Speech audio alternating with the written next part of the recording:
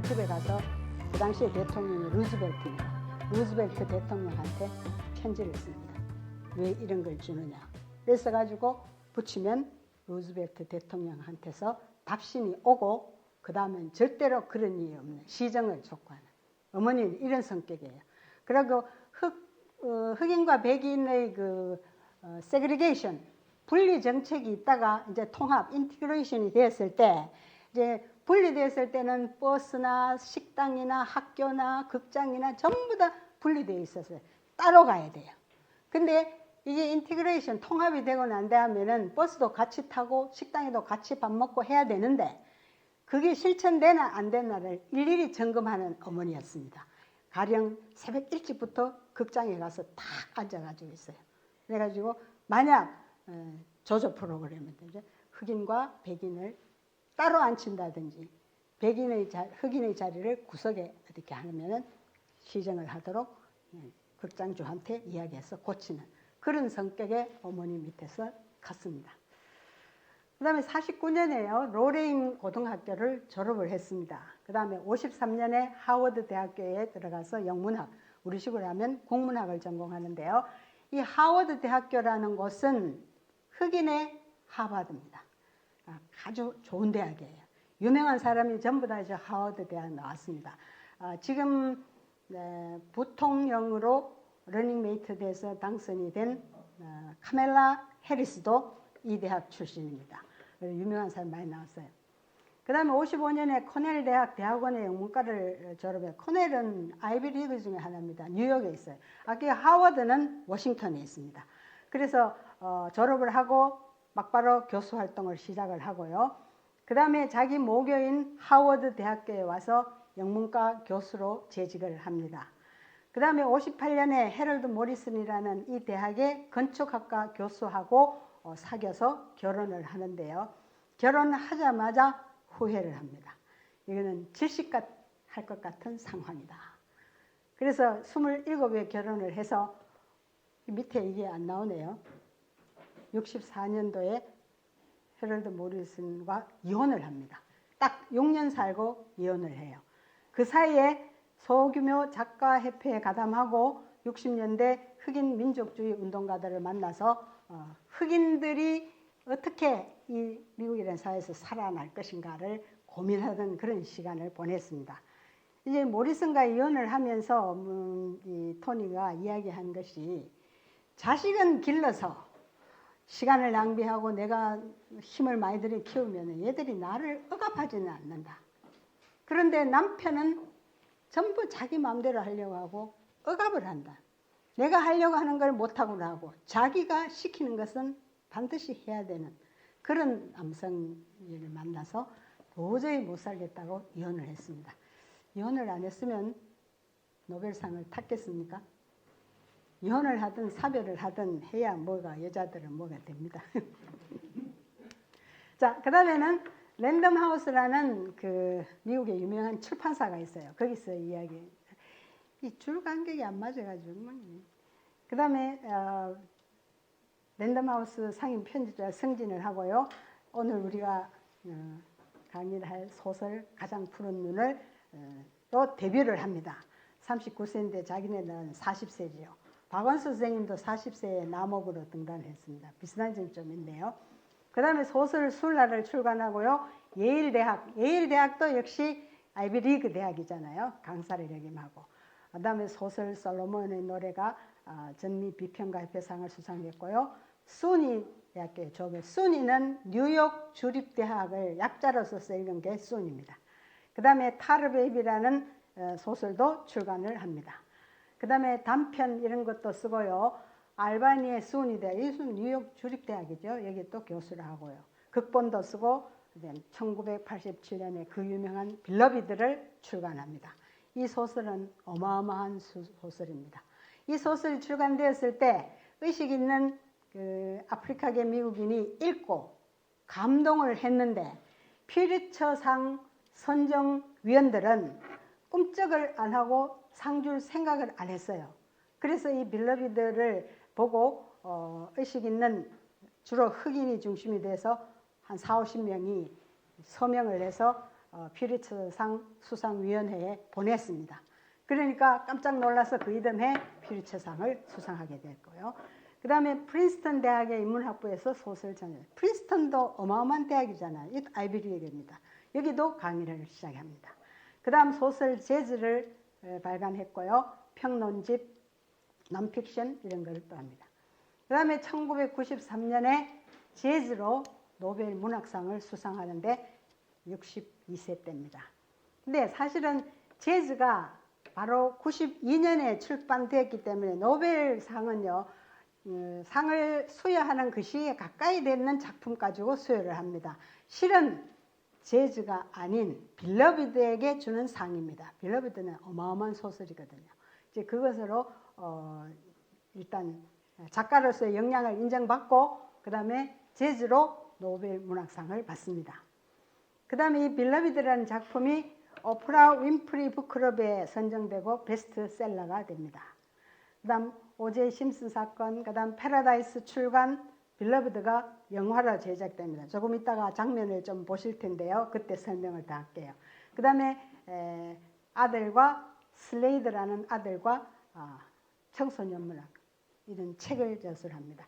슬레이드라는 아들이 이혼할 때 큰아들 포드는 걸었고요. 이제 한 아이를 뱃속에 넣어가지고 있었는데 얘가 슬레이드입니다. 슬레이드가 엄마 소지를 타고 나서 글을 잘 써서 함께 공저도 있고 이래요. 그 다음에 비추는 사람들의 책, 러브, 기억하라 뭐 이런 소설들을 글들을 썼습니다. 그 다음에 그 빌러비드라는 소설이 마거레트 가너라는 여자가 노예로 붙들려 가도록 하지 않기 위해서 자기 딸아이를 도끼로 쳐 죽이는 그런 내용이 들어있거든요. 근데 그게 실제 마거레트 가너라는 여자가 실제 그렇게 했습니다. 그게 신문에 보도되고 이걸 가지고 살을 붙여서 소설을 쓴 것이 빌러비드거든요. 근데 이걸 자기가 다시 또 오페라 대본을 써요. 그 다음에 옥스퍼드 대학에서 학위를 받고요. 자비가 출판하고 2009년에 이 책을 태워라 하는 에세이 모음집을 내는데요. 이 책은 뭐냐 하면 토니 모리슨이 그 책 속에 지금까지 금기시 되어 왔던 타부시 되어 왔던 내용들을 소설에 너무나 많이 쏟아 넣습니다. 예를 들어서 근친상간, 그 다음에 뭐 강간, 간음, 그 다음에 도둑질, 그 다음에 방화, 뭐 그 다음에 그 살상 이런 내용이 워낙 많기 때문에 이 노벨상 타고 어떤 그 뭡니까 이제 학교에서 교재로 채택해서 수업을 하는데 어머니들이 전부 피켓 들고 나왔습니다. 토니 모리슨의 소설을 우리 아이에게 읽히게 하지 마라, 읽게 하지 마라. 계속 데모를 하고 이랬어요. 워낙 그 안에 그런 게 많이 들어있으니까. 그러니까 자기가 말이 그러면 내 책 이런 걸 다 태워라 하고 또 에세이집을 냈습니다. 그런데 이게 더 잘 팔리죠.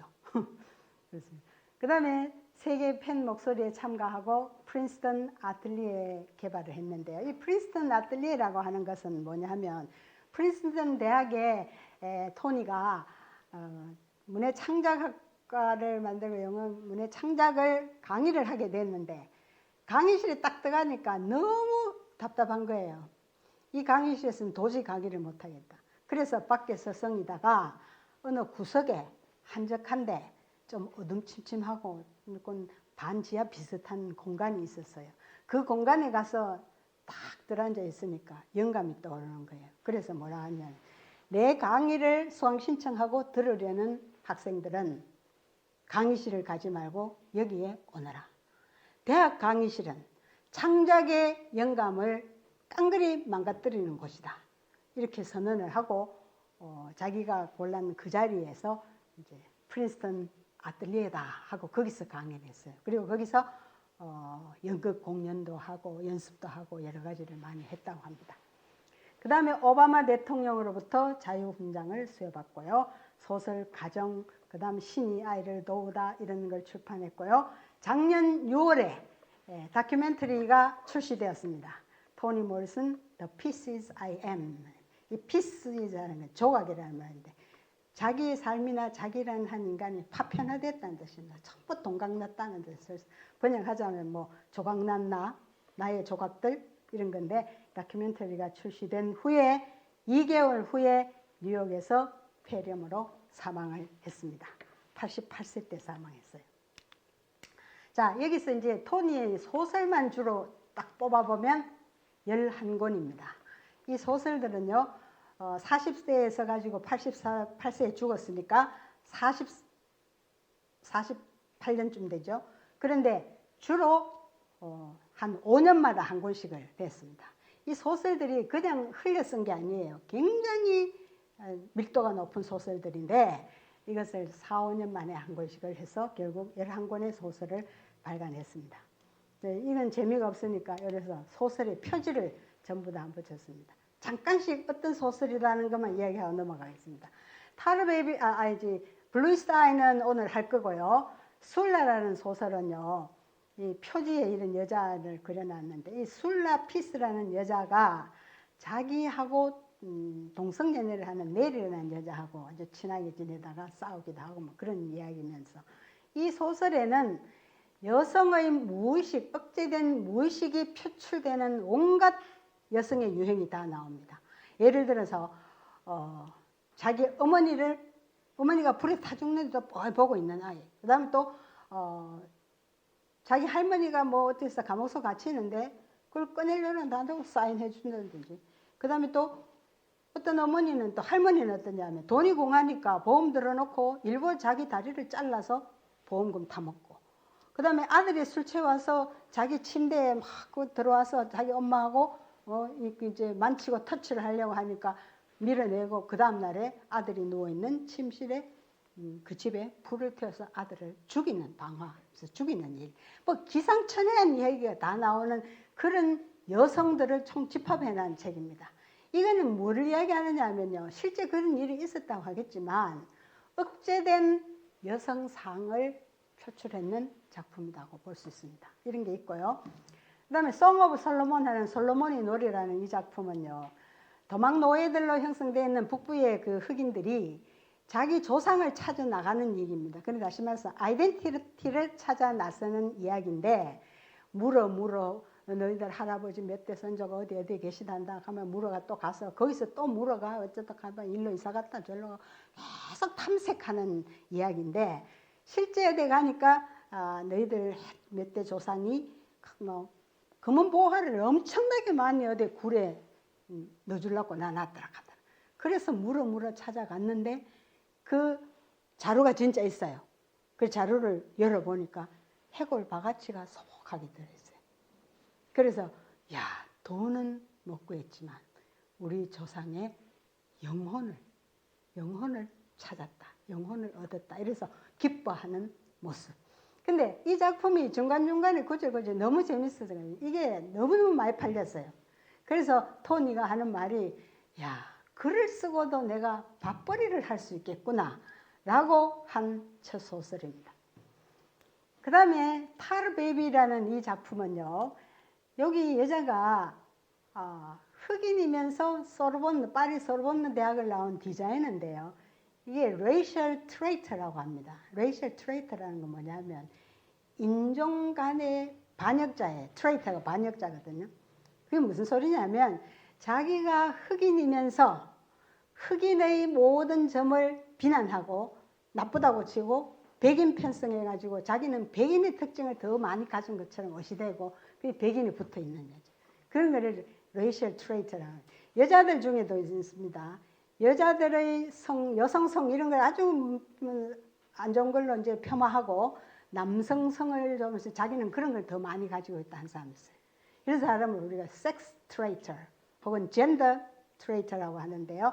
여기는 지금 레이셜 트레이터 이 여자입니다.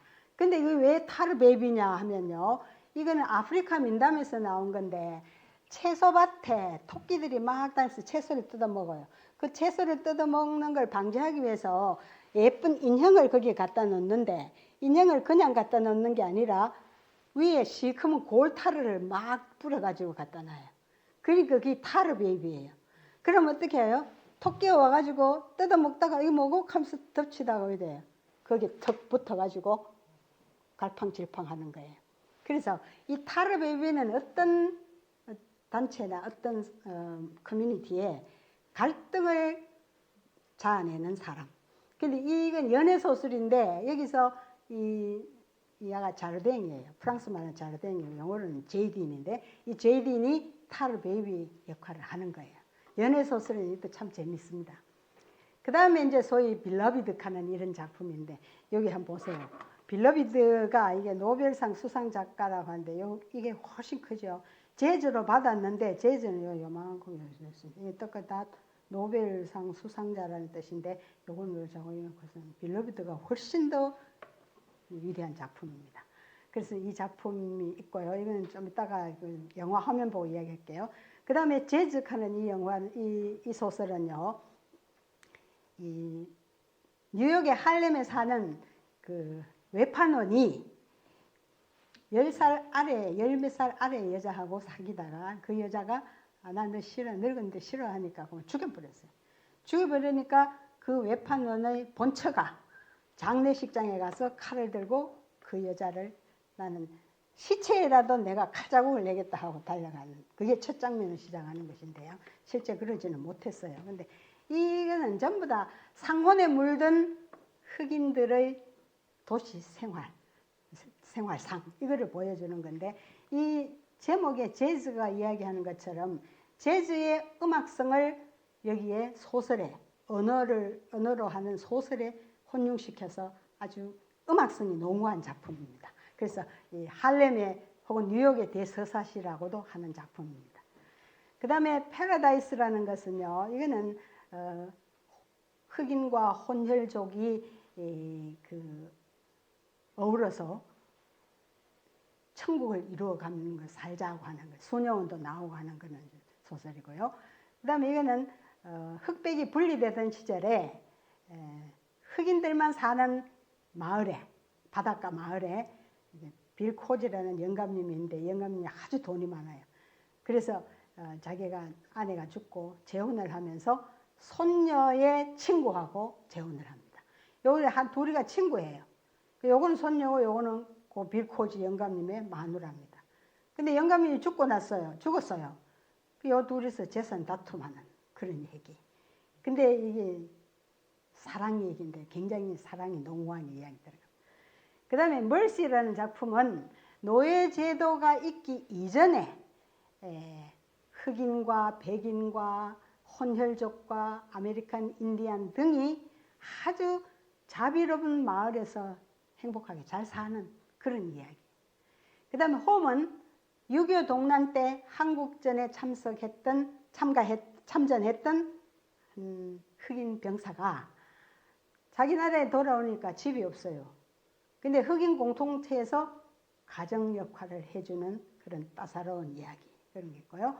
그 다음에 God Help the Child 하는 이거는 백인 2명이 결혼을 했어요. 근데 애가 태어나는 게 흑인 애가 태어나는 거예요.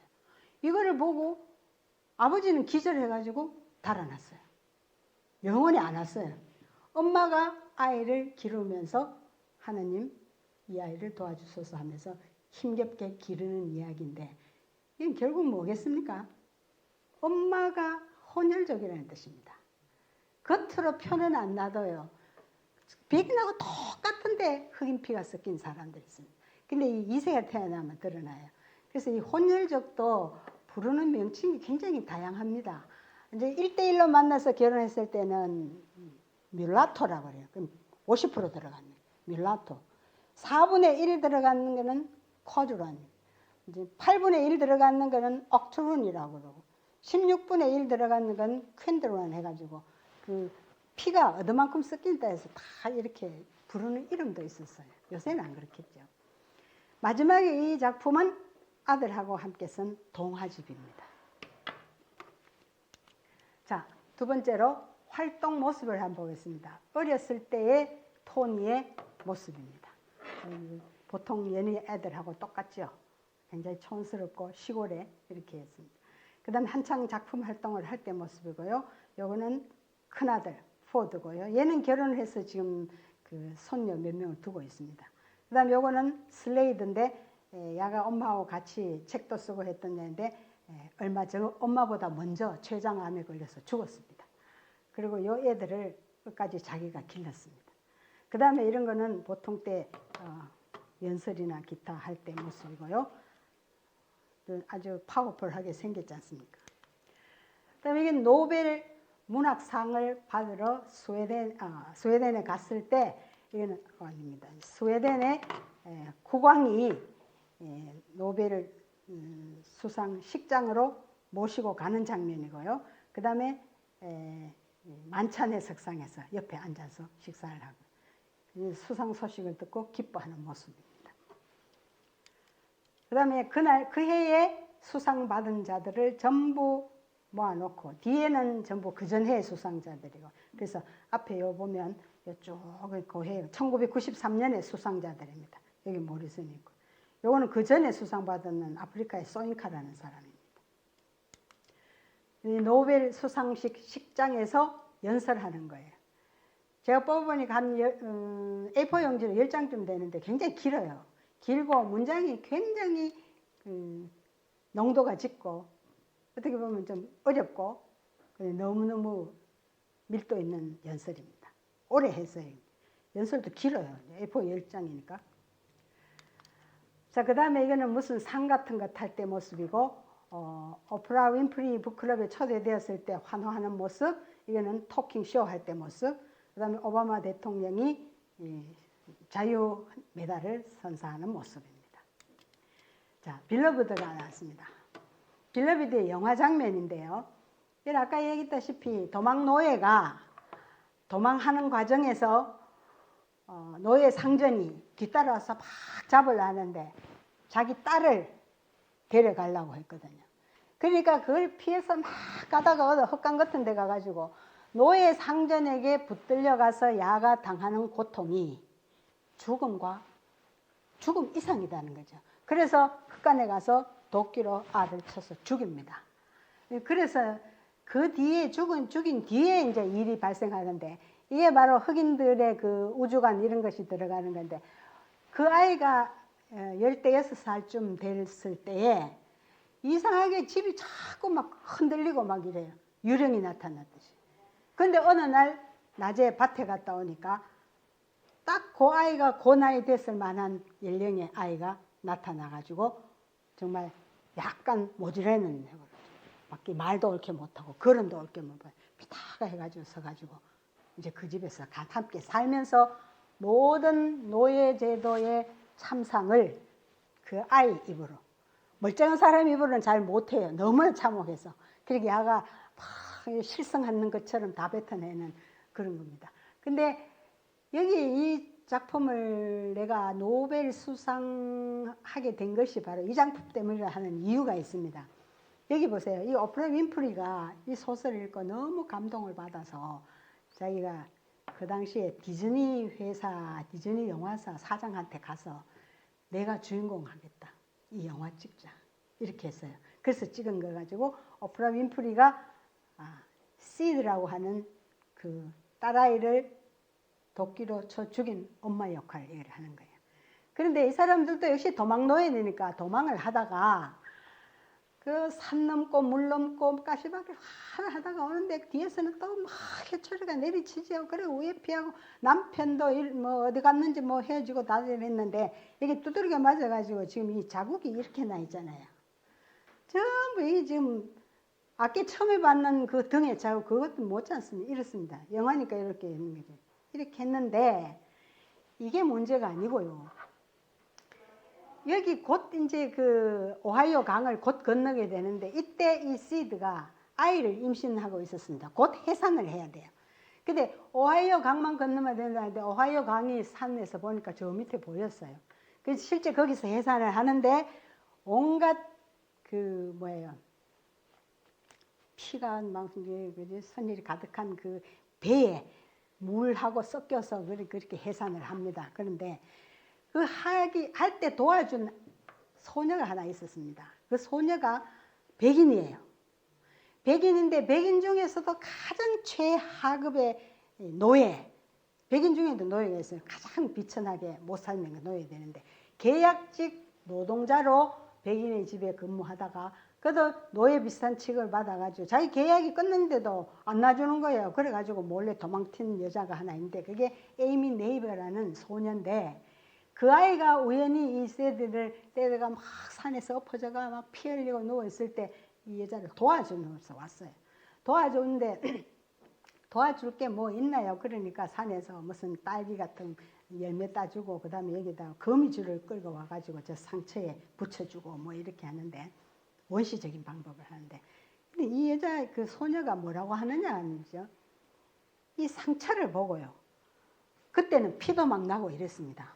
그 이 상처를 보고 하는 말이 이제 이름이 뭐고 잘 말을 잘 못하고 뭐 이렇게 할게요. 루라고 이러죠. 루 여기 보세요. 당신은 지금 당신 등에 뭐가 있는지 안 보이죠? 근데 나는 지금 여기를 발견했어요. 너무나 아름다운 산 벚꽃나무가 있어요. 이런 이야기였습니다. 상처를 보고 아름다운 벚꽃나무라고 본 거예요. 이 물론 토니 모리슨이 이렇게 썼는 거니까 모리슨의 시각입니다. 그래서 이렇게 하고 그 다음에 그냥 가는 게 아니라 여기 here is trunk 여기 나무 둥치가 있네요. So many branches 너무 가지도 굉장히 많아요. 그리고 here is leaves 잎도 있어요. 그 다음 또 가면 밑에 가서 여기 blossom 꽃도 있네요. 산 벚꽃나무가 이렇게 아름답게 있고 여기 꽃도 맺어가 있고 필 것 같고 꽃은 하얀색이네요. 뭐 이렇게 그 아이가 이런 이야기를 하는 거예요. 이거는요 엄청난 상징이고 비유입니다. 상처를 노예제도 하에서 치욕적인 이 상처를 아름다운 산 벚꽃나무로 본다는 것은 어쩌면은 이 작품의 수많은 노예 잔악상에 들어있는 이 빌러비드라는 소설 한 편도 아름다운 예술품이라는 것을 지금 넌지시 이야기하고 있습니다. 이중으로 이야기하고 있어요. 그래서 나는 아마 노벨 수상 선정위원들도 이런 점으로 뽑았지 않나 싶어요. 계속 보면 흑인들 백인 욕망해가지고 뭐 되겠어요? 비판만 해야 되겠어요? 그래서 이런 것들이 화해의 제스처인 동시에 그래서 했다는 생각이 듭니다. 자, 그 다음 장면을 보면은요. 자, 이 아이가 엄마한테 도끼로 죽음을 당했네.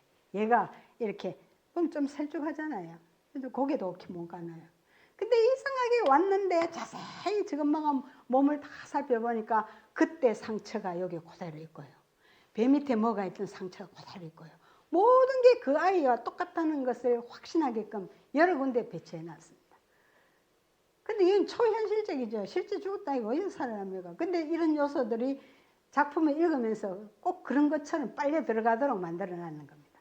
그리고 이 데니 글로버가 이제 이 CD의 본 남편은 도망하다 또 죽었고요. 그 다음에 이제 이 노예로 있던 이 노예들은 이름도 전부 다 폴 A, 폴 D, B, 폴 C, 폴 D 이런 거예요. 이름이 그래요. 이제 노예 상전이 지어준 이름이에요. 그 이 사람 폴 D예요. 이 사람하고 연애를 하고 또 이렇게 살아가는 그런 모습이 있습니다. 자, 세 번째로 토니가 한 말을 보겠습니다. 미국인으로서 수상한 것은 매우 특별한 것이다. 그러나 미국 흑인으로서 수상한 것은 케어스입니다. 내 어머니가 살아계셔서 이 기쁨을 함께 한다는 것, 그것은 아주 중요하다. 어머니가 그때 살아계셨어요. 근데 그 한 2년 후에 집에 불이 나서 죽었습니다. 네. 여성들은 어머니와 분리될 수가 없습니다. 뭘 해도 엄마가 생각이 나요.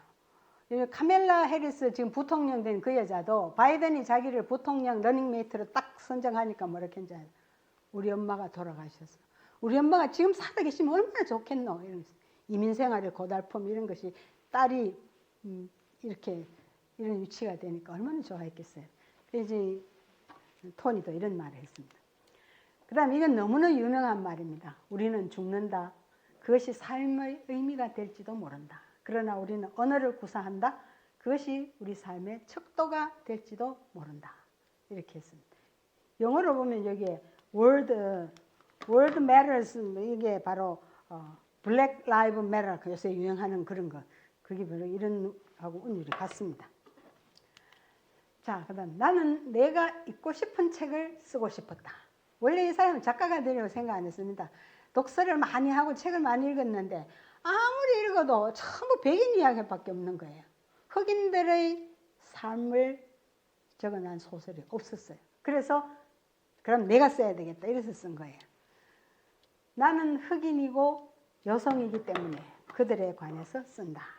그리고 나는 페미니스트로 불려지기는 싫다. 나는 자유롭기를 원하며 무슨 주의자라는 말에 갇히기는 싫기 때문이다. 페미니스트들요 다 이렇게 말합니다. 나도 분명히 페미니스트 맞습니다. 근데 누가 나보고 당신 페미니스트예요? 하면 조금 멈춥니다. 왜냐하면 이 페미니스트라는 말이 초기에 아주 신성했던 의미가 지금 오염되고 있습니다. 현재 오늘날 지난번에 내가 여기서 페미니스트, 페미니즘 강의를 했지만 거기는 상세히 다 했습니다. 근데 이 뭡니까 우리나라에 지금 현재 뭐 올페미라고 요거도 먹는 거잖아. 메갈리스, 워마드 이런 사람들 그거 우리가 말하는 페미니스트 아닙니다. 워마드 말은 얼마나 좋아요. 워먼하고 노마드 합쳐가지고 워마드 하는데 실제 그 워마드가 이름값을 하나요? 아닙니다. 남성과 적대 감정만 가지고 있습니다. 그래서 전부 다 무슨 주의자라고 그 말에 갇히기 싫다. 내가 절도범이나 창녀 같은 평범한 이들에 대해 관심이 많은 것은 그들이 역사책에 나오지 않기 때문입니다. 이거는요 16인의 반란자들이라고 하는 책 속에 나오는 건데 이 16인이 누구냐면 전부 노벨상 수상자들입니다. 근데 이 사람들의 책들이 전부 자기 국내에서나 이렇게 금서가 되고 이런 적이 많아요. 그러니까 그 사람들이 뭉쳐서 글 하나씩 내라 걔가 책을 만드는데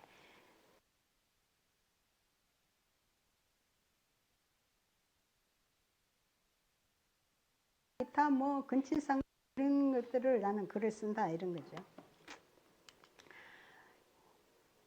여성들은 항상 자신이 하는 일과 그 일이 얼마나 힘든지 감금 상태에 처해 있다. 우리는 전통적으로 가사의 자비들과 의무감의 와중에서도 빠져나와 창의 작업을 하게 되므로 스스로 긍지를 가진다. 이 여성에 대한 이 사람이 과다한 극찬입니다. 그 다음에 이 말은 참 중요한데요. 인종차별주의의 트라우마는 인종차별주의자나 희생자 모두에게 심각한 자아의 파편화이다. 그리고 그것은 항상 내겐 정신병의 증상이 아니라 원인인 것 같다. 근데 정신과 의학이 여기에 대해서 전혀 무관심한 것은 이상하다. 그래서 자기는요 아주 방탕하고 막 엉망인 그 흑인 남성도 묘사를 해놓고는 절대로 그 남성에 대해서 100% 폄하하지 않습니다. 왜냐하면 언젠가 어느 때인가 어릴 때 언젠가 인종차별주의자한테 모지게 당했다는 거죠. 그래서 그것이 자기의 이 트라우마가 정신 이상을 가져오게 만들었다. 이런 걸로 원인을 대부분 인종차별주의자의 그 아주 그 심각한 뭡니까 자아 파편화를 일으킨 그 탓으로 돌립니다. 그 다음에 여기 아까 제목에 나와 있는 거를 지금 마술적 사실주의 하는 게 매직 리얼리즘. 리얼리즘이 사실주의죠. 매직에서 말하는 어떤 거냐 하면 이렇습니다. 초자연적인 것을 수용해서 그것이 현실 세계에 깊이 뿌리내린 것을 혼용할 수 있는 톤. 그것은 흑인의 우주관, 즉 흑인의 세상을 바라보는 방식을 시사한다. 그 실용성 내부에 우리는 소위 미신, 마술을 수용한다. 이 두 세계를 동시에 혼용하는 것은 강력하고 무제한적이다. 할렘과 뉴욕을 신화화하려는 시도다. 그래서 현실이란 건 결국 현실 미국 사회인데, 현대 미국 사회인데 이 현실에다가 아프리카의 어떤 흑인들의 우주관, 미신, 마술 이런 것을 한테 접목해서 하나의 새로운 신화를 창조하려는 겁니다. 이게 매직 리얼리즘인데 이 사람 이외에도 마르케스라든지 뭐 윌리엄 포크너 같은 사람도 좀 마술적 사실주의자라고 합니다. 그 다음에 이런 거는 이제 글하고는 관계없는 건데 보세요. 나는 백인 경찰이 등 뒤에서 비무장한 백인 10대를 쏘는 것을 보고 싶다. 절대 이런 일은 있을 수가 없어요. 안 해요. 백인 경찰이 어떻게 등 뒤에서 비무장한 백인 10대를 쏘겠어요? 안 쏩니다. 근데 흑인 10대는 쏩니다. 이번 플로이드 사건 같은 거. 어떤 백인이 흑인 여성을 강간했다는 이유로 유죄 판결을 받는 것을 보고 싶다. 흑인 여성을 강간하면 유죄 판결이 안 납니다. 백인 여성을 강간하면 당장에 감옥소 들어갑니다. 이런 것이지. 그러면 당신이 이제 다 끝났어요? 라고 물을 때 나는 네 라고 대답할 것이다. 그 다음에 흑인 여성 작가가 되는 것은 글쓰기에 결코 빈약한 신분이 아니라 풍성한 신분이다. 쓸 게 너무 많다 이런 뜻이에요. 그 다음에 물은 완벽한 기억을 갖고 있다. 그리고 물은 기억이 원래 있었던 곳으로 돌아가려고 영원히 노력한다. 이거는 의식의 흐름을 이야기하는 겁니다. 그 다음에 이 글은요, 현대 미국의 액티브 페미니스트들한테서 아주 반격을 받았는 말입니다. 한번 보세요. 나는 아이와 글쓰기 간의 양자택일을 계획하지 않았다. 아이들이 어릴 때는 글쓰기는 뒷전이었다. 내 머릿속에는 그것이 으뜸이었다. 이 사람은요, 싱크대에서 설거지하면서도 나는 글을 썼다 됩니다. 빨래하면서도 글을 썼고 지하철에 흔들리면서도 글을 쓸 걸 생각했고 슈퍼마켓에 가서 장 보면서도 나는 글 쓸 거리를 생각했다. 아이를 다 재워놓고 그 다음에 글을 썼다. 아이 키우기와 글쓰기 둘 중에 하나만 하지 않았다는 거죠. 보통 좀 하면 아이 키우는 거 막 팽개치고 현대 젊은 페미니스트들이 그런 사람 많습니다. 근데 이 사람은 나는 항상 여성은 많은 것을 할 수 있다고 생각했다. 내가 아는 여성들은 한꺼번에 9 내지 10가지를 해냈다. 일하면서도 교회도 가고 집안 살림도 꾸리고 다른 집 살림도 해주고 아이를 기르고 다른 집 아이도 길러주고 또 가르치기도 할 수 있다. 이게 어렵지 않다는 말이 아니다. 왜 어렵지 않겠는가? 모든 중요한 일은 다 어려운데. 이것은요, 억척 여성을 이야기하는 건데 페미니즘하고 그 견주면 굉장히 반대될 것 같습니다. 그러나 이 사람도 강력한 페미니스트면서도 이런 주장을 합니다. 아이 기르는 거 이런 걸 엄마가 피해서는 절대로 안 된다는 거죠. 이 메시지가 아니라.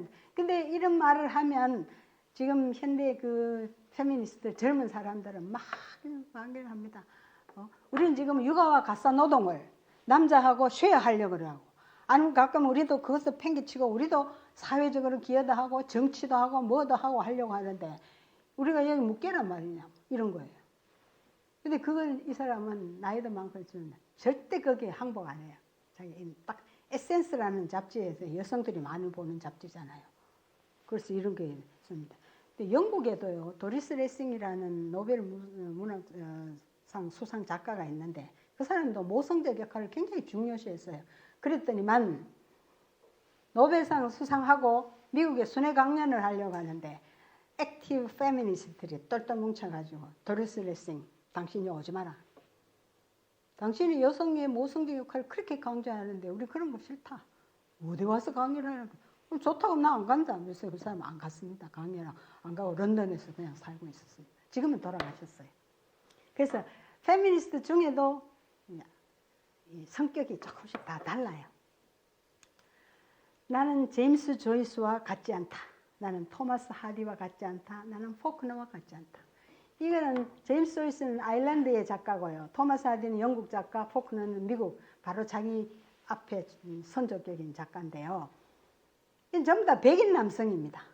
백인 남성의 세계에 내가 동조할 필요가 없다. 나는 흑인 여성이니까 그런 거 표현한다. 아주 주체적인 소리입니다. 마지막은 결코 종결이 없는 흑인 연가나 재즈에 나타난 특징인 배고픔과 불안이다. 이것을 난 소설 쓰기에 흑인 우주관을 넣어서 하겠다. 특히 이 사람은 이제 재즈 같은 여기 재즈의 특성을 소설에서 많이 나타냈습니다. 그거는 지금 텍스트가 없으니까 말씀드릴 수 없고요. 또 번역판으로도 또 이해가 잘 안 갑니다. 원문에 보면 그런 게 많이 있어요. 자, 그 다음에 네 번째로 오늘의 주 소설 첫 작품을 보겠습니다. 블루이스트 아이라고 하는 이 작품은요, 가장 푸른 눈이라는 뜻인데 데뷔작이고요. 집필 동기가 뭐냐? 고교 장문 숙제를 60년대에 다시 쓴 겁니다. 고등학교 때 선생님이 장문 하나 써내라 할 때 이렇게 끌적였던 걸 꼭 이어놨다가 자기가 40살쯤 한 30 중반에 써가지고 40살 때가 발표했는 겁니다. 근데 그건 또 왜 썼나 하면요. 자기가 초등학교 1학년에 딱 들어가니까 자기 옆에 짝꿍이 자기 보고 이런 소리를 하더래요. 나는 정말 백인처럼 파란 눈동자와 하얀 피부 이걸 갖고 싶어. 다 그렇게 될 수 없을까? 이렇게 했는 거예요.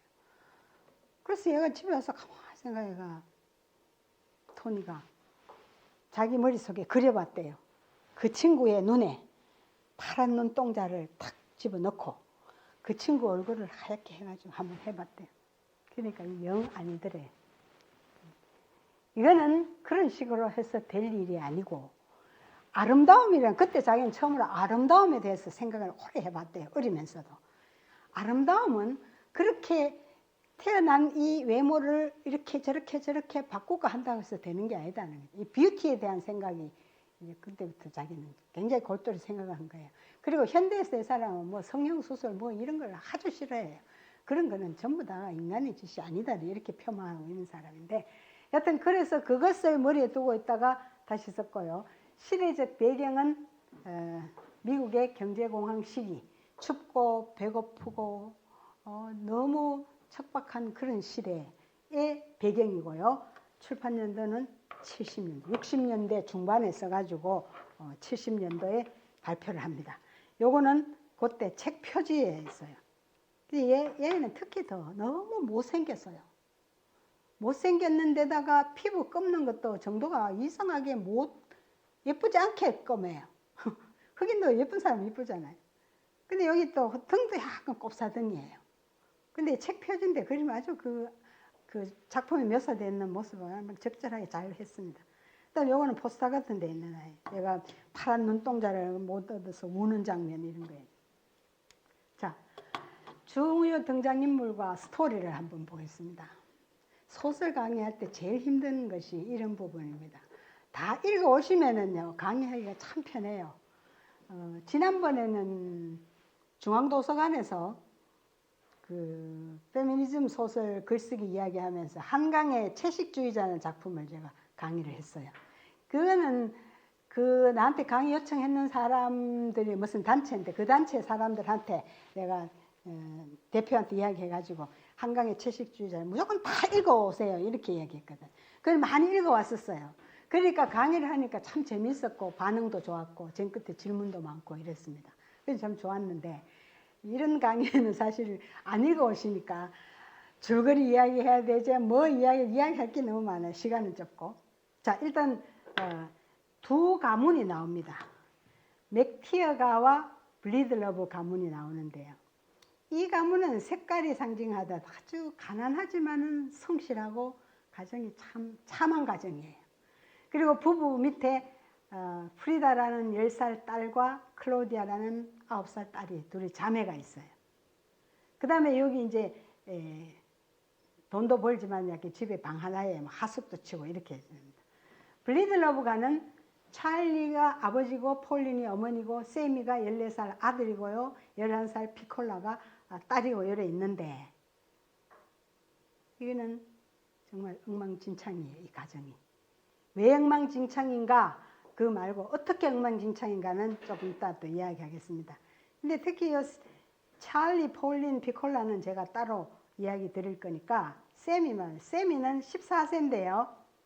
14세까지 가출을 27번 했어요. 그럼 어떻게 됐습니까?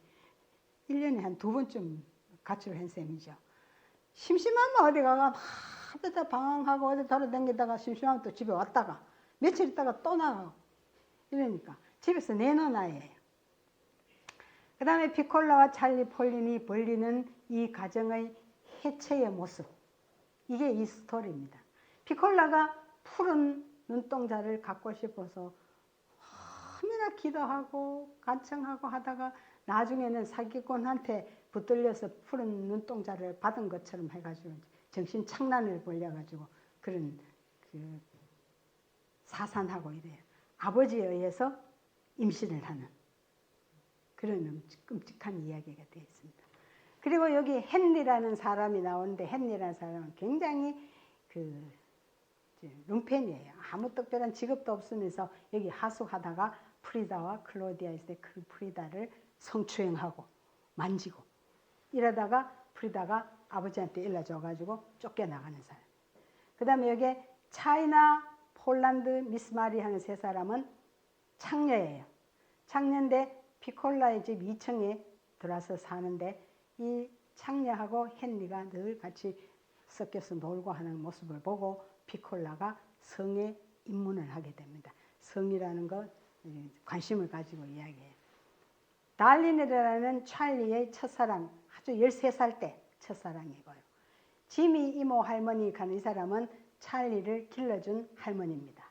그 다음에 야코보스키 가는 사람은 사탕 가게 주인인데 이제 피콜라가 사탕 사러 갔을 때 아주 혐오의 눈길로 겉어도 안 보는 멸시하는 그런 사람이에요. 로즈마리, 모린, 제라딘 전부 다가 이 피콜라를 무시하는 사람들. 소프트헤드 처치 가는 사람은 사기꾼인데 피콜라한테 파란 눈을 주는 사람이에요. 파란 눈을 어떻게 줍니까? 줬다 말만 하고 그러면 피콜라는 파란 눈이 자기 눈에 박혔는 것처럼 정신 이상이 돼가 돌아다니는 겁니다. 자, 여기서 또 그림을 보면 흑인 아이들은 태어났을 때 자기 식구들만 있으면 상관이 없는데 바깥에 나가서 얼굴 한 사람을 봤을 때 그때부터 뭐가 뒤집힙니다. 왜 나는 이렇게 까말까 이런 거죠.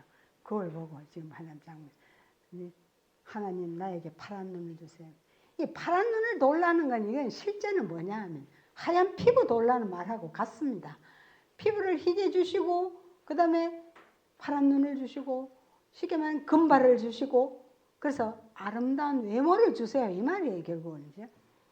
근데 여기 이제 프리다, 클라우디아, 피콜라. 피콜라가 이 집에 들어와가 얹혀서 좀 삽니다.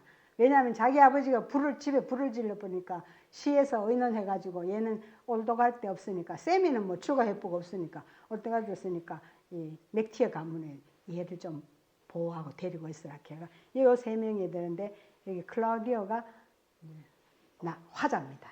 소설을 이끌어가는 아이. 그리고 여기 둘이 들어있고요. 자, 그 다음에 이건 연극했던 장면이에요. 그리고 이게 엄마 아버지가 이제 부부 싸움을 할 때 얘가 이래가 기도하며 내 몸이 사라지게 해주세요. 기도하는 장면. 근데 실제 이게는 이래 돼 있는데 소설에 보면 빨가벗고 있습니다. 아주 이 찰리가 무능하고 술주정뱅이고 집에 뭐가 있는지도 모르고 이런데 이 사람은 이제 다른 데가 가정부 노릇해요. 가정부 하다가 집에 와 보니까 집에는 석탄이 하나도 없죠. 전부 냉방이죠. 양식 하나도 없죠. 큰 아들 나가버리죠. 뭐 이래가지고 피콜라는 아주 못생긴데 이제 한 구석에 있죠. 이렇게 이 여자가 화가 나가지고 남편 보고 찰리 일나라 할게 입을 덮어서 일나라 하는데 안 일나는 거예요. 그래가지고 설거지하는 개수통에 물을 가지고 확 부어버리는 거예요. 부어버리니까 막 벌떡 일나가지고 노발대발 해가 막 때리고 이러니까 이 여자가 도대체 안 되니까 집에 쇠뭉탱이 있다는 다 후라이팬 뭐 냄솥 이런 거가 막 때리고 저러는 이렇게 그 이불 밑에 있을 때 네이키드 빨가벗고 있을 때 하는데 연극이니까 옷을 입혀지 않습니다. 그 다음에 이 소프트헤드 처치가 파란 눈을 준다고 이제 이야기하는 건데 사기꾼입니다.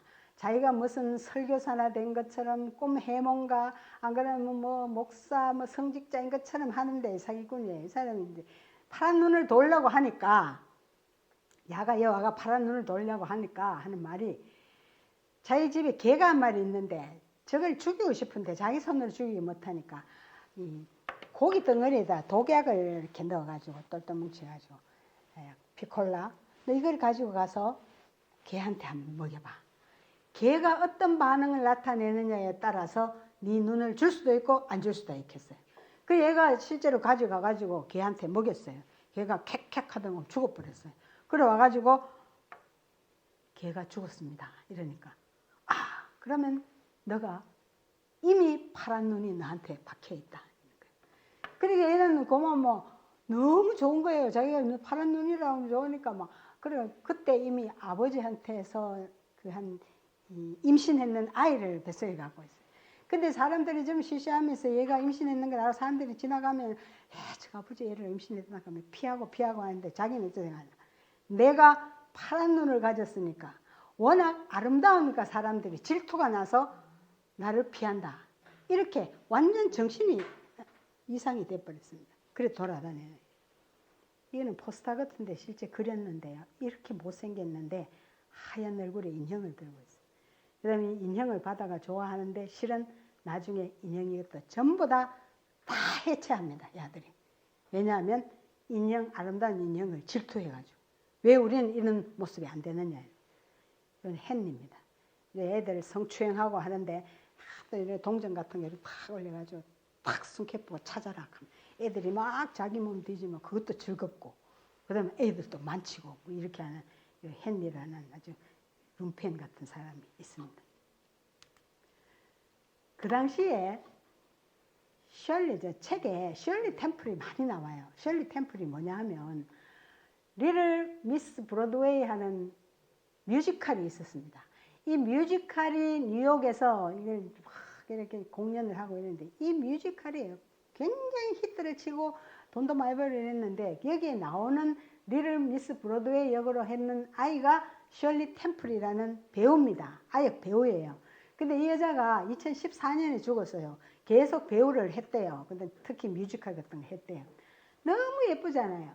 얘가 그 역할을 하고 나니까 상혼이 여기에 접목이 돼가지고 온 전신에 인형도 만들고 막 하고 심지어 남자들이 먹는 술병에도 와인에도 야얼굴 들어가고요. 주스에도 들어가고 뭐 어디 다음에 뭐 그릇에도 들어가고 컵에도 들어가고 뭐 접시에도 들어가고 학용품에도 들어가고 온갖 몇 년 동안 야얼굴이 온 상품이 다 있어요.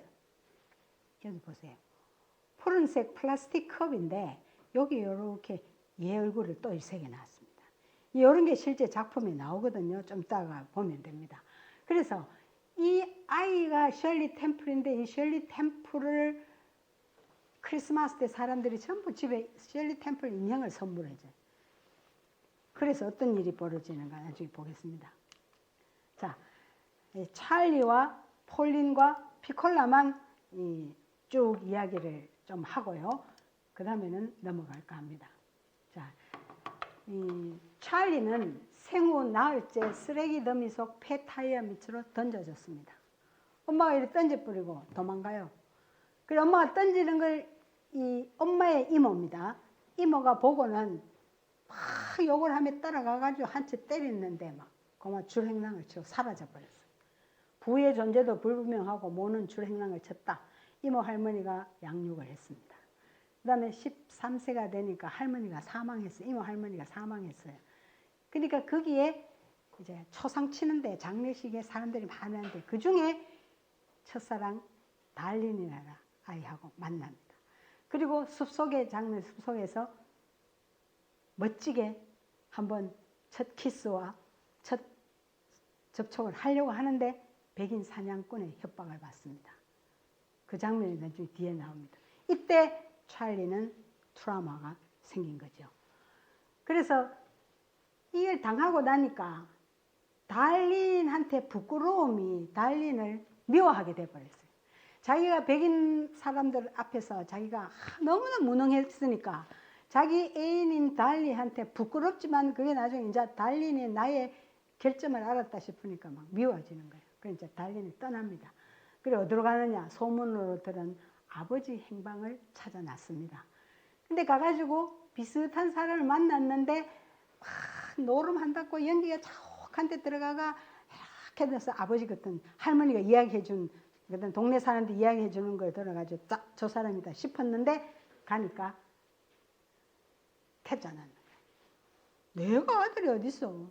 너 누구 아들이니? 가 꺼져 이런 거 외면당하고 떠돌이 생활 중 폴린을 만나서 사랑을 하고 결혼을 합니다. 그리고 오하이오주에 가면은 제철소가 있으니까 취직할 사람을 찾는다 하더라. 그래서 거기 취직하러 갔습니다. 취직을 해서 좀 느긋하게 다니는 게 아니고 조금 다니다가 지어버리고 술조정과 방탕으로 지냅니다. 잦은 부부 싸움을 해요. 술주정과 방탕을 하는데요. 자기 부인이 그 파출부를 하는 그 집에 가가지고 술 사 먹고 싶으면 그 집에 가가 돈 내놔놓고 막 자기 아내 보고 막 돈 내놔놓고 하거든.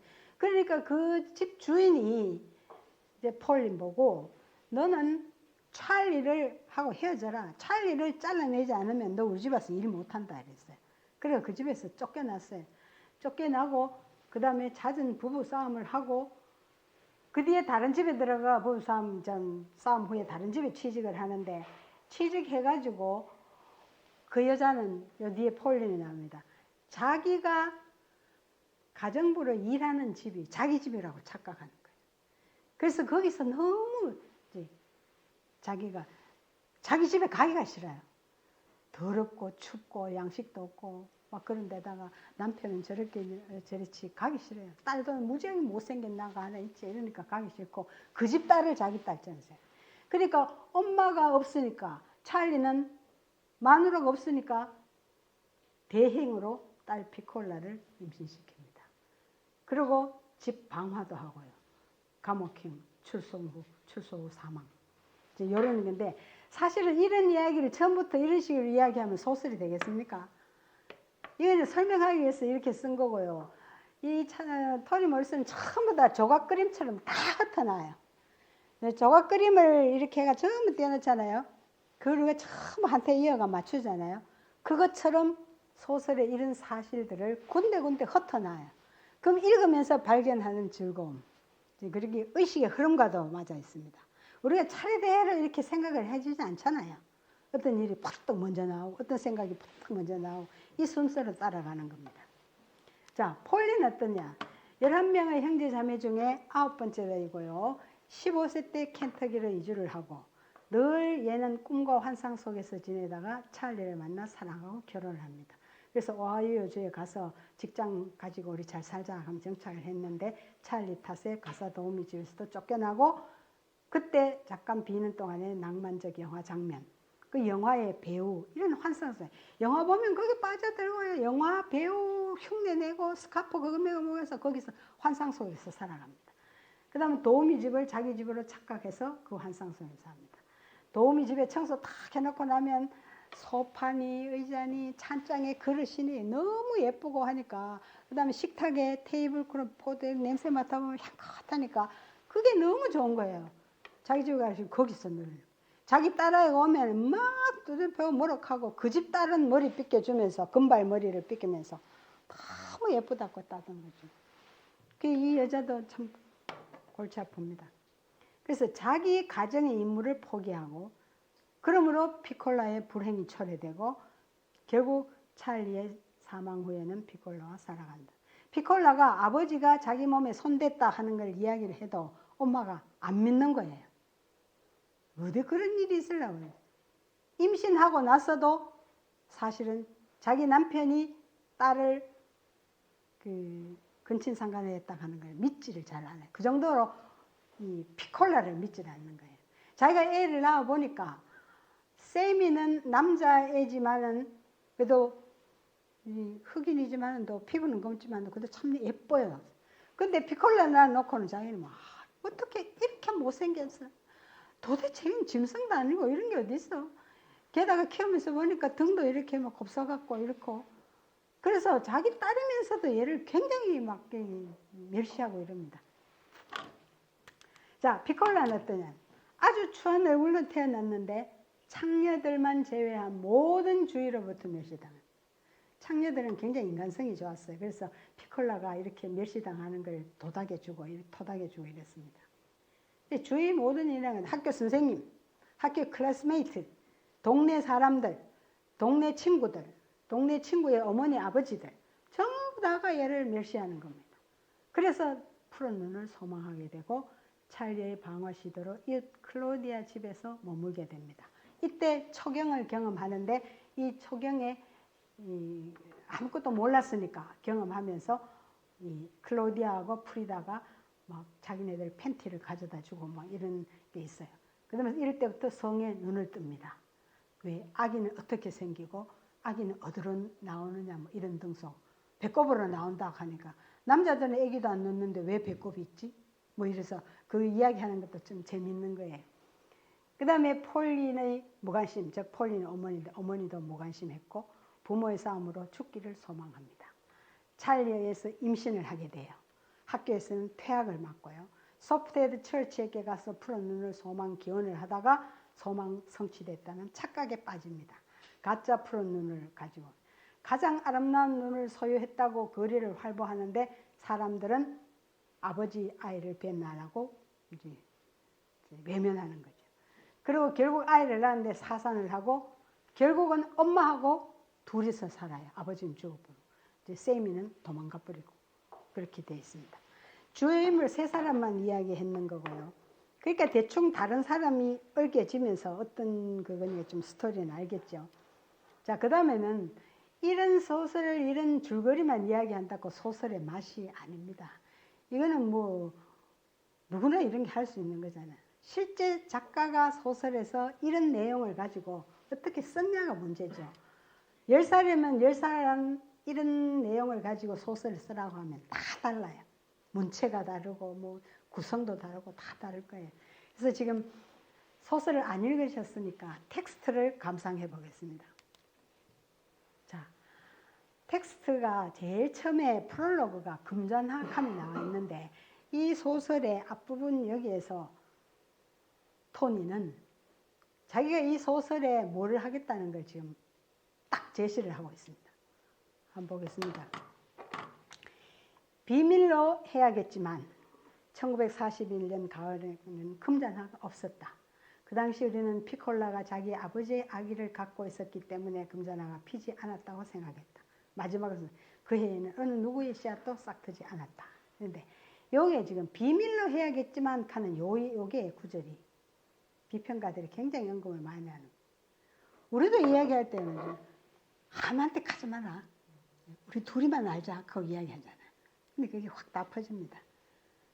비밀로 해야겠지만 하는 것은 결국은 이 나레이터가 지금 클로디아라는 애가 나레이터인데 그 아이가 지금 비밀인데 내가 지금 이야기하는 건데 실은 토니 모리슨이 사회에서 금기하고 터부시하고 정말 나타내지 말아라고 하는 내용들을 이 소설에서 듬뿍듬뿍 쓴다는 얘기입니다.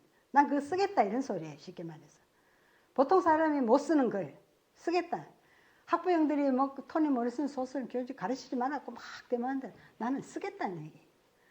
그래서 이게 지금 피콜라가 아버지의 아기를 갖고 있었기 때문에 근친상간입니다. 그 다음에 피콜라의 아버지가 그의 검은 땅에 씨를 뿌렸듯이 검은 땅은 바로 자기 딸의 피콜라의 몸이고요. 우리도 우리의 조그마한 검은 땅에 씨를 뿌렸다. 이 동네가 너무나 그 경제 공황 시대니까 검은 땅이에요. 우리의 무지와 믿음은 욕망이나 절망과 마찬가지로 생산적이지 않았다. 또 있습니다. 그래서 분명한 것은 모든 희망, 두려움, 슬픔 중에서도 피콜라와 척박한 땅밖에는 아무것도 남아있지 않다는 것이다. 찰리 브리드러브는 죽었다. 우리의 무지 역시 죽었다. 금잔하의 씨는 시들어 죽었다. 피콜라의 아기도 역시 죽었다. 다 죽었습니다. 얼마나 암담합니까? 그런데 그 뒤에 말이 있습니다. 자, 이렇게 죽었고 아버지가 딸아이를 근친상간으로 임신하게 하고 이렇게 했는데 왜 그랬나? 왜를 제외한다면 더 이상 할 말이 없다. 왜를 말해야 된다. 근데 그거는 말할 수 없어요. 그러나 그 왜를 다루기가 너무 힘들기 때문에 왜를 한마디로 설명할 수 없기 때문에 나는 어떻게 해서 피난처를 구하는 수밖에 없다. 그럼 이런 현상들이 일어나는 게 어떻게 일어났나 하는 것을 설명하는 게 바로 이 소설 내용이다. 이 말입니다. 그래서 이 부분을 굉장히 사람들이 많이 이용하는 거예요. 근데 흑인의 어떤 방탕이나 뭐 이런 것들이 왜를 이야기해야 돼. 왜를 하기는 어려워요. 그래서 어떻게 그래 됐나 하는 이야기를 하는 이것이 자기네들이 해야 할 일이고 그렇다. 결국 트라우마 얘기입니다. 이게 전부 다. 자, 그 다음 등장인물인 클로디아가 백인 인형에 대한 질투와 해체를 합니다. 크리스마스 때 셜리 템플을 아빠가 사다 줘요. 전부 셜리 템플 들고 뭐 이쁘다고 난리인데 이제 저거는 셜리 템플하고 조금 비슷하지도 않은데 갖다 주는 거예요. 그래서 처음에는 뭐 좋은 척 하다가 나중에는 혼자 탁 들어앉아가지고 도대체 이런 거 나는 이거 좋지 않다는 거죠. 그래서 지금 합니다. 나는 인형의 얼굴을 손가락으로 만진다. 붉은 활선 모양의 두 입술 사이에 피아노 건반처럼 박힌 진주빛 이빨 2개를 쑤신다. 이제 노란 것만 읽겠습니다.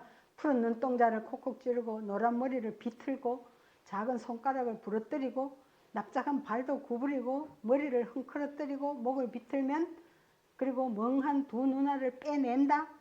인형의 머리를 떼내고 흔들어 톱밥을 제거한다. 등을 침대 난간에 부딪혀 부순다. 천이 찢겨지면 구멍이 6개 내는 원판을 볼 수가 있다. 깡그리 다 해체하는 겁니다.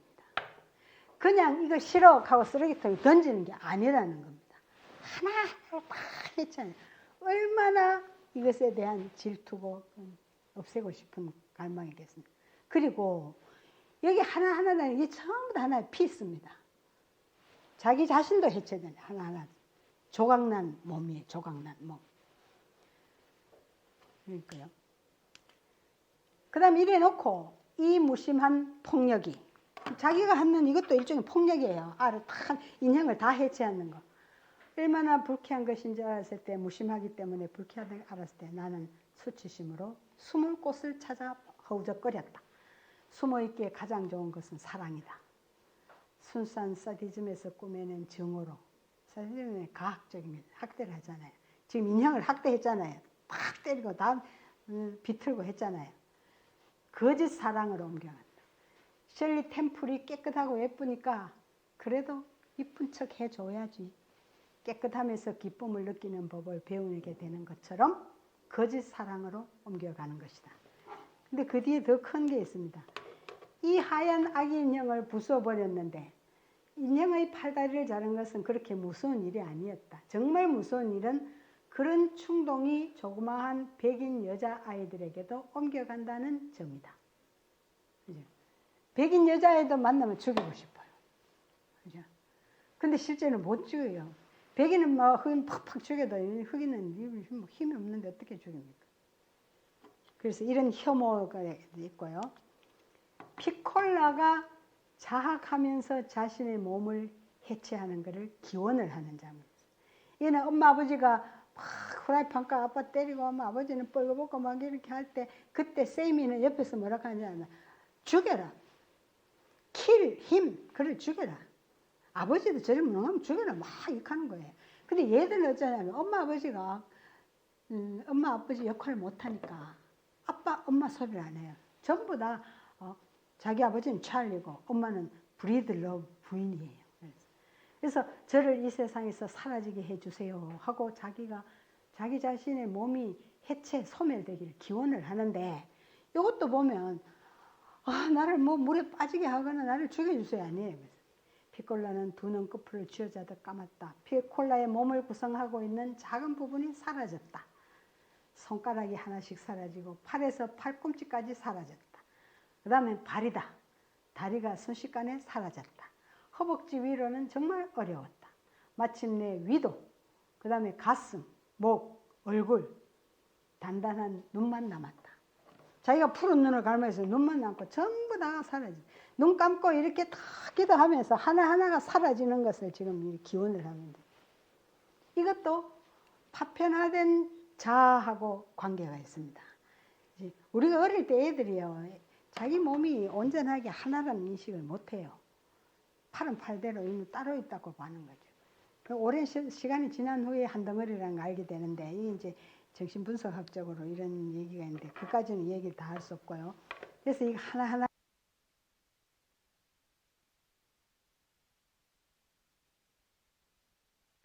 문장으로 아주 극명하게 나와 있습니다. 자기가 이 야보스키라는 사람의 그 과자 가게에 피콜라가 동전 몇 개를 가지고 갔어요. 뚝 문을 열고 들어갔는데 어서와 뭐 죽고 이런 말 안 하는 거예요. 뭘 보세요. 호기심이 있어야 할 자리가 비어있다는 사실. 인간을 의식하지 않는 눈. 멍한 무관심. 야코브스키의 시선을 잡고 있는지도 모릅니다. 피콜라는 남자 어른의 눈에서 흥미와 혐오, 심지어는 분노까지 보고 있다. 그 공허의 밑바닥에는 숨막힐 듯한 혐오가 숨어 있었다. 백인의 눈 속에 혐오가 깃든 공허를 자아내고 설명해 주는 것이 바로 검다는 것이었다. 자기가 검고 못생겼으니까 과자 파는 집 주인도 쳐다보지도 않는 거예요. 여기서 야가 또 막 슬퍼요. 너무 슬퍼요. 근데 마지막에 어떤 건지 아세요? 피콜라가 메리 제인을 살려고 메리 제인을 가르쳤다는데, 메리 제인은 사탕인데 메리 제인이라는 아주 예쁜 백인 아이, 그 아이의 사진이 사탕 쌓는 그 반짝 종이에 그려져 있어요. 그러니까 그 메리 제인 사겠다고 이렇게 하는데 야보스키는 손을 뻗어서 피콜라의 손에 있는 돈을 집어넣는다. 야보스키의 시의 손톱이 피콜라의 축축한 손바닥을 적셨다.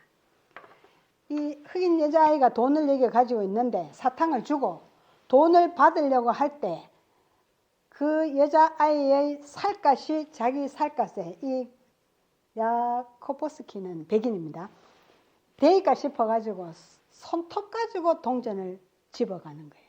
그러니까 손톱 끝이 얘 손바닥을 긁었다는 겁니다. 흑인과 백인 그 어떤 소설을 보면 그 갈등을 해소하기 위해서 살과 살이 닿게 하라 이런 말을 했습니다. 시커머도 악수도 하고 만지라는 거죠. 지금 코로나 때문에 안 되지만. 근데 이 사람은 좀 하나한테 이제 가 손에 자기 피부가 닿기 싫어가지고 손톱을 긁으면서 동전을 집어간다. 이런 걸 겪고 야는 정말 죽고 싶겠죠. 수치심이 넘친다. 그 흙탕물 개울이 피콜라의 눈에 스며든다. 눈물이 나오기 전에 무엇을 해야 하나? 메리 제인을 떠올렸다. 피콜라는 사탕을 먹는다. 달콤함이 멋져. 사탕을 먹는 것은 그 눈을 먹는 것, 메리 제인을 먹는 것이다. 메리 제인을 사랑하는 것이다. 메리 제인이 되는 것이다. 이 제목이 피콜라의 패티시즘입니다. 패티시즘 하는 것은 자기의 욕구나 욕망의 대상을 찾지 못할 때, 그 이루어지지 않을 때 대신에 어떤 물건이나 이런 걸 가지고 대리만족하는 이 패티시즘. 그래서 얘는 자기가 푸른 눈이 되지 않고 얼굴이 예쁘지 않으니까 메리 제인 사탕을 먹는 것이 어쩌면 내가 예쁜 얼굴이 될 것이라는 걸 착각하는 이 패티시즘의 극도입니다, 지금. 그래서 3페니가 그녀에게 메리 제인과의 멋진 흥분 9개를 주었다. 1페니에 3개 주는데 3페니 줬으니까 9개를 받았어요. 근데 토니가 썼는 게 단어가 웃겨요. 그녀에게 메리 제인과의 멋진 올게즘을 9개 주었다. 올게즘은 남녀의 성관계에서 극도의 흥분의 순간 이런 거잖아요. 그걸 주었다. 근데 얘가 이 3페니가 결국은 이 메리 제인을 하나의 패티시즘으로 극도로 그것을 사랑하고 그걸 먹으면 자기가 예쁘게 메리 제인이 된다고 생각했어요. 그 다음 또 있습니다. 아까 보여주는 유리컵 있잖아요. 파란색 플라스틱 유리컵에 셜리 템플이 그려져 있는 그 컵. 그 컵에 뭐를 따라 마시면 자기가 또 그 셜리 템플이 된다고 착각하는 거예요. 그래서 어떻게 해? 3쿼트야. 3쿼트를 냉장고에 놔뒀는데 순식간에 사라졌어. 누가 다 먹었나? 피콜라가 다 먹었어요. 그지? 클라우디아 집에 가가지고 얹혀 살면서 좀 이따 가가지고 그 컵 내가지고 우유 따라 먹고 조금 이따 또 가서 따라 먹고. 3쿼트라는 거는 1쿼트가 약 1리터입니다. 그러면은 우리 2리터 PET병 크다는 거 있잖아요. 그거 한 개 반이에요. 거기에 담았는 거를 다 먹어요. 다 먹었어요. 그러니까 이 얼마나 패티시즘이 강하게 박혀 있는지 모른다는 거예요. 그 다음에 이 푸른 눈을 위한 기도를 또 합니다. 쭉 열어서 이거는 어느 동화책에 나오는 건데 그걸 그대로 소리 지르면서 앨리스와 제리의 파란 이야기 책 안에 나오는 이 눈과 같이 되고 싶다. 그래서 밤마다 푸른 눈이 되기를 기도한다. 이런데 제일 첫째 패러디 이게 문제입니다. 푸른 눈을 얘가 왜 가지려고 하느냐가 우리가 생각하기엔 이렇습니다. 푸른 눈을 가지면 다른 사람이 나를 예쁘게 봐주기 때문일 것이다. 근데 이 문장 보면 그게 아니에요. 그 광경을 담고 있는 눈, 그 장면을 알고 있는 눈, 그녀의 눈이 달랐다면, 다시 말해 그녀의 눈이 아름다운 것이었다면 그녀는 달라졌을 것이다. 이건 뭐냐 하면요, 보는 것과 보여지는 것을 지금 한테 접속해 놓고 있습니다. 내가 파란 눈을 가지면 다른 사람이 나를 예쁘다고 봐줄 것이라는 것도 있지만, 내가 파란 눈을 가지면 내가 다른 사람을 참 아름답게 볼 것이다. 그래서 보는 것과 보여지는 것, 이 상관관계를 이 파란 눈을 가진 소망하는 데서 두 개 다 들어있다는 거예요.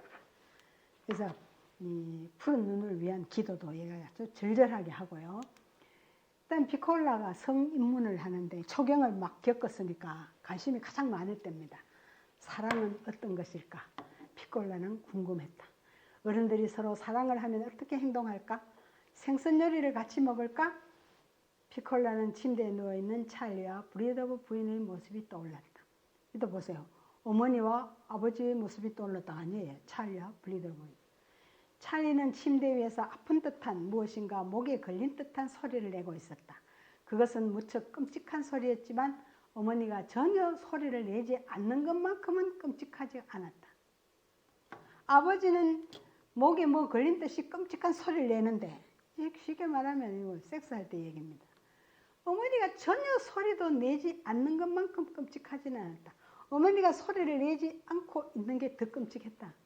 어머니는 심지어 그곳에 있는 것 같지도 않았다. 아마도 그것이 사랑이었을 것이다. 헐떡거리는 소리와 침묵이.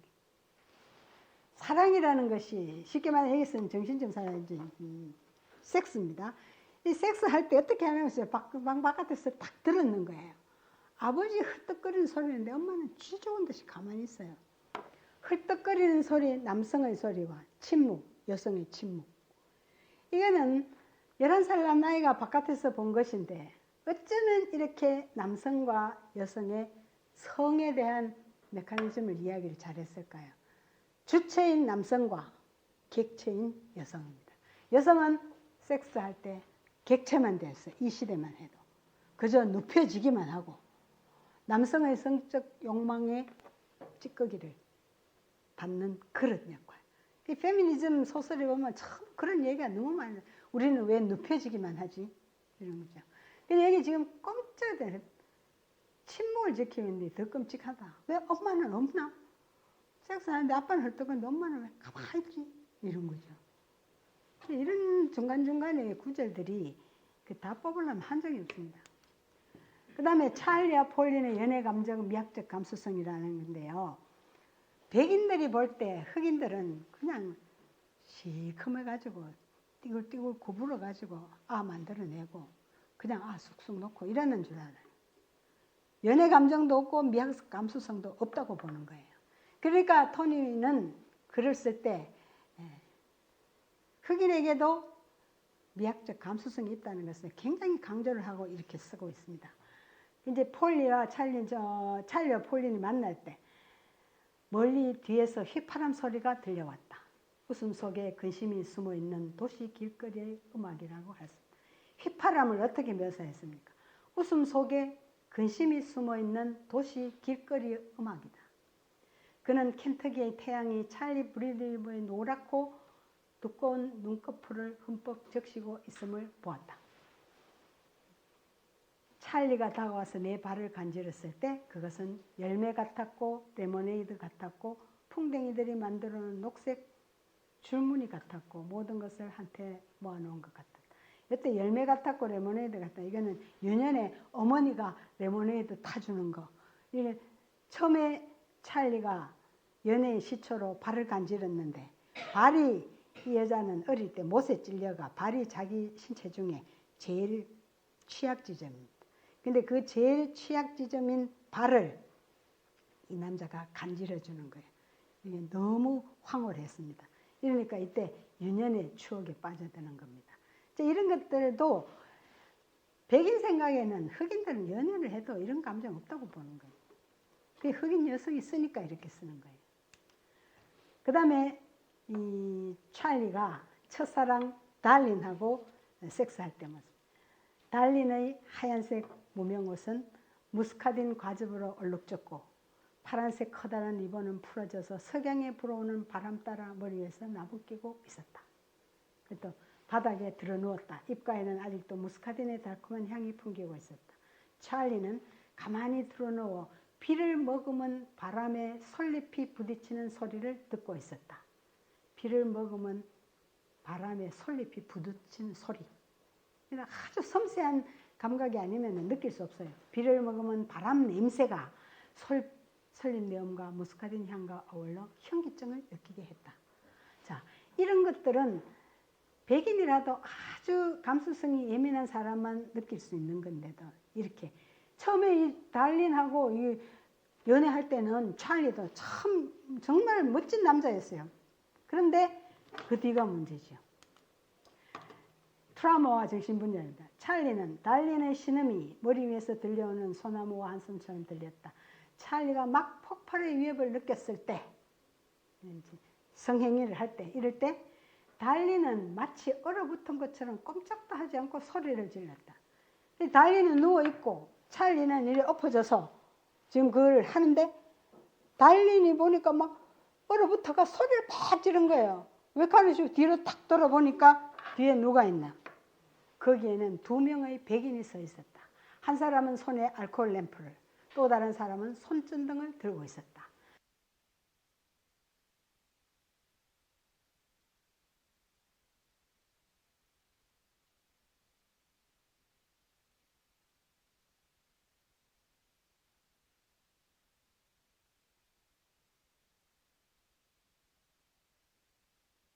이렇게 깜동아, 이때 네가라고 했습니다.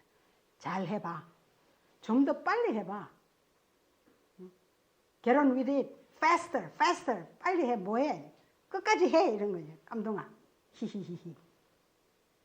그리고 또 총 한번 탁 장전하는 소리를 해. 그러니까 찰리가 어떻게 하겠어요? 막 겁이 나고 그 사람들 왔을 때 옷을 막 바지하고 올리고 달린도 뭐 팬티 올려주고 하다가 다시 벗고 다시 시작하고 다시 끝날 때까지 합니다. 안 죽으려고 하는 거죠. 이런 거는요, 엄청난 정말 트라우마가 안 되겠습니까? 이런 트라우마로 해서 정신분열증을 겪으면서 살아가면서 늘 뭐가 정신이 없어요. 그냥 술만 먹고 빙빙 돌고 이런 거예요. 그래서 우리는 이 찰리가 정말 죽일 놈이다. 아버지 구실도 못하고 딸아이한테 근친상간으로 임신시키고 뭐 그러는데 토니 모리스는 찰리도 그렇게 원망을 하지 않아요. 자기는 자기가 쓰는 등장인물, 소설에 나오는 등장인물들을 하나도 정말 죽여야 될 놈으로는 묘사를 안 해요.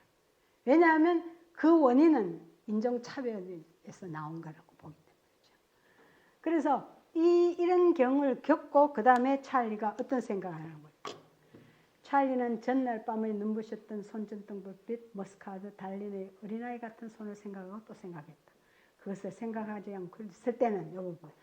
텅 비어버린 머리와 속이 마치 썩은 이를 뽑아버리고 나서도 한때 그곳을 채우고 있던 부패함을 지울 수 없도록 만드는 그런 빈자리처럼 느껴진다. 지나다 자꾸 그게 재생되는 거예요. 썩은 이 뽑고 난 다음에 그게 움푹 패 있는 그런 느낌. 얼마나 쓰리겠어요. 그럼으로써 달린을 사랑했지만 달린이 자기의 치부를 봤다는 뜻에서 찰리는 혐오하게 되는 거예요. 찰리는 의식적인 노력으로 추측할 수 없었던 것을 무의식적으로 알 수 있었다. 백인들을 증오하는 것은 단지 자기를 지치게 만드는 것일 뿐이다. 마치 한 조각의 석탄을 태웠지만 희미하고 가녀린 의문부호 모양의 연기 한 점과 한 점의 재만 남기는 무의미한 짓이다. 자기 그 시대의 자기 힘으로 백인을 증오해봤자 소용없다. 그래서 삶의 의미를 잃고 방황하는 거죠. 폴리는 또 어떤 수모를 겪는가 봅시다. 임신해가지고 피콜라를 낳을 때 했습니다. 나이 든 의사가 와가 젊은 의사를 데리고 와가 젊은 의사한테 부탁하고 가는데 백인한테는 전부 뭐 어떤 게 조심해야 된다, 이래야 된다, 이러면 아프면 안 되는 거 어쩌는데 얘기해주고 흑인은 자기한테 와서는 여기 이 여자는 어려울 것 없어. 이런 여자들은 흑인 여자들. 고통 없이 아이를 곧장 쑥 낳을 수 있을 거야. 암말처럼.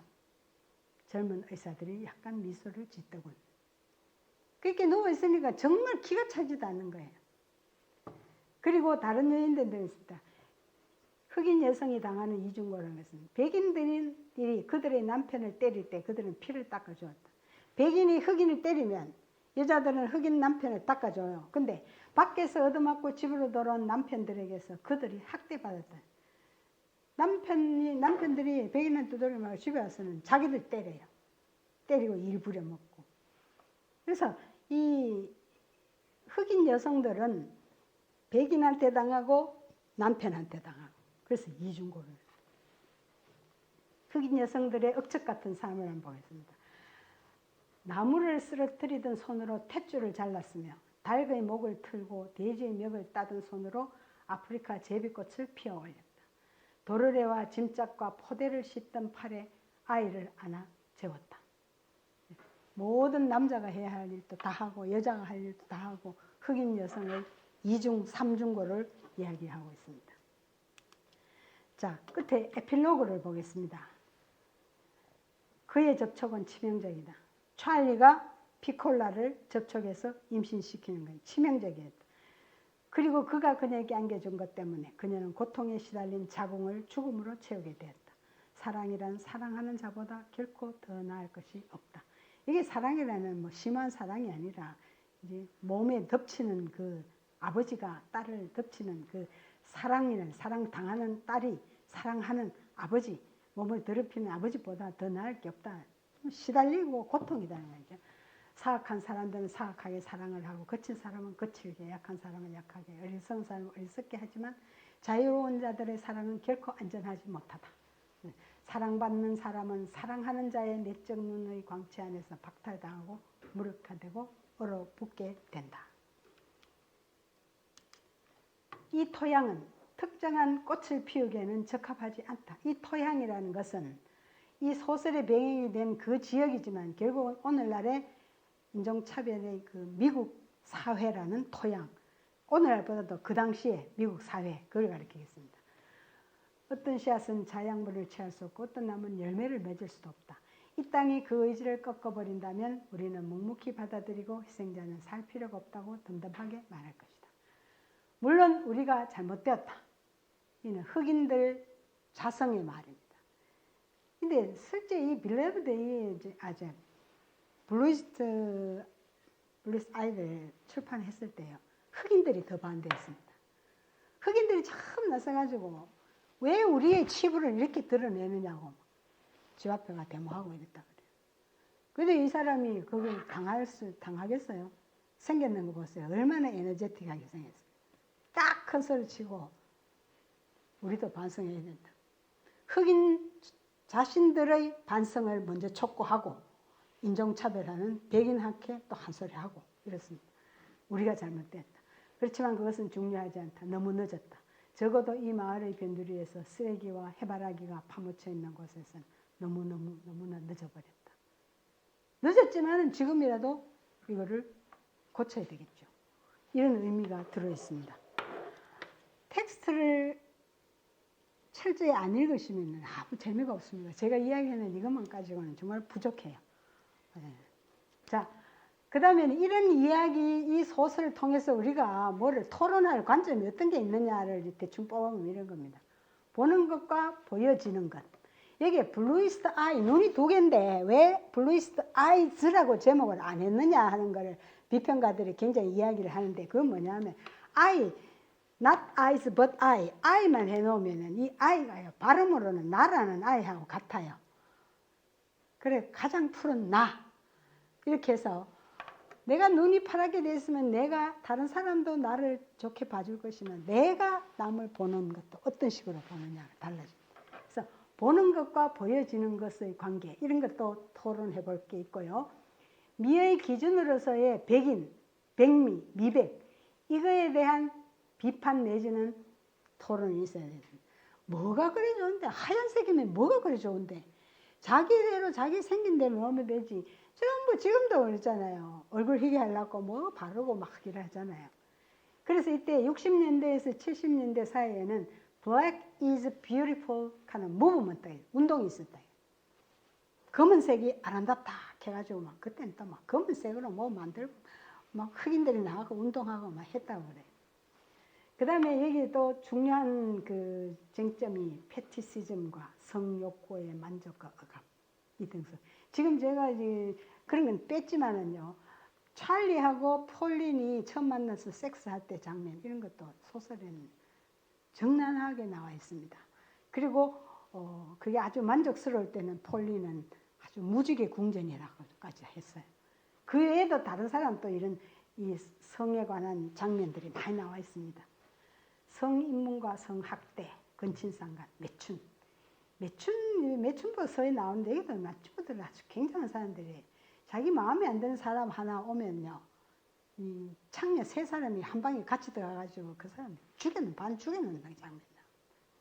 그러니까 이 매춘부들이 이게 또 사회의 그늘진 곳에 가려져 있는데 이 사람들한테도 보이스를 준 거예요. 이 소설에서. 흑인들의 미학적 감수성 아까 얘기했어요. 그 말고도 아름다운 장면 많이 이야기되어 있습니다. 그 다음에 스토리의 힘, 쓰기와 말하기, 노래하기. 또 제가 빠뜨렸는데 여기 나오는 여자들이 전부 다 부엌일 할 때 노래를 불러요. 이 노래는 콘트랄토 해가지고 흑인들의 알토, 그 콘트랄토잖아요. 그 재즈, 블루스 이런 것 같은 음악을 부르는데 그 딸아이들이 누워서 엄마가 설거지하면서 노래 부르는 소리 얼마나 위안을 받는지 몰라요. 엄마가 노래 안 하면서 일하면 그게 어색할 정도로 그래요. 그래서 이게 뭐냐 하면 흑인들의 재즈, 블루스, 그 다음에 스피리추얼 송 이런 것을 소설에 군데군데 넣어놨습니다. 스토리의 힘 이런 거. 아까 처음에도 썼는데 비밀이지만 쓴다는 거죠. 근데 사실 요즘에는 지금 할아버지가 손녀를 강간했다, 뭐 불러가 재롱을 이 시대에는 다 가려져 있습니다. 입 다물고 아무도 말 안 했습니다. 그죠? 그거는 묻혀져 있었는 거예요. 그럴 때 토니가 이런 소설을 쓴 겁니다. 그리고 이것이 오늘날의 미투의 뭐 시초라고 해도 과언이 아니에요. 자, 그 다음에는 토니에 대한 비평을 들어보겠습니다. 긍정적으로는 아주 좋은 말이 많아요. 엄청난 심미적 아름다움과 정치적인 힘을 가진 작가다. 정치적이죠. 왜냐하면 성차별에 대해서 뭔가를 자기 뜻을 이루려고 했으니까 정치적이 아닐 수가 없습니다. 그 다음에 미국이라는 인종차별의 황무지를 인종평등의 아름다운 정원으로 바꾸려고 노력하는 작가다. 아까 CD의 등에 있는 산 벚꽃나무 이게 바로 이 말하고 맞아뜬다고 봅니다.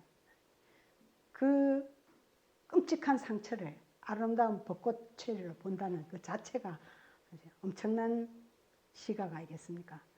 그녀의 산문 속에서는 평범한 언어들이 부조로 새겨져서 서정적인 구조를 만들어 독자에게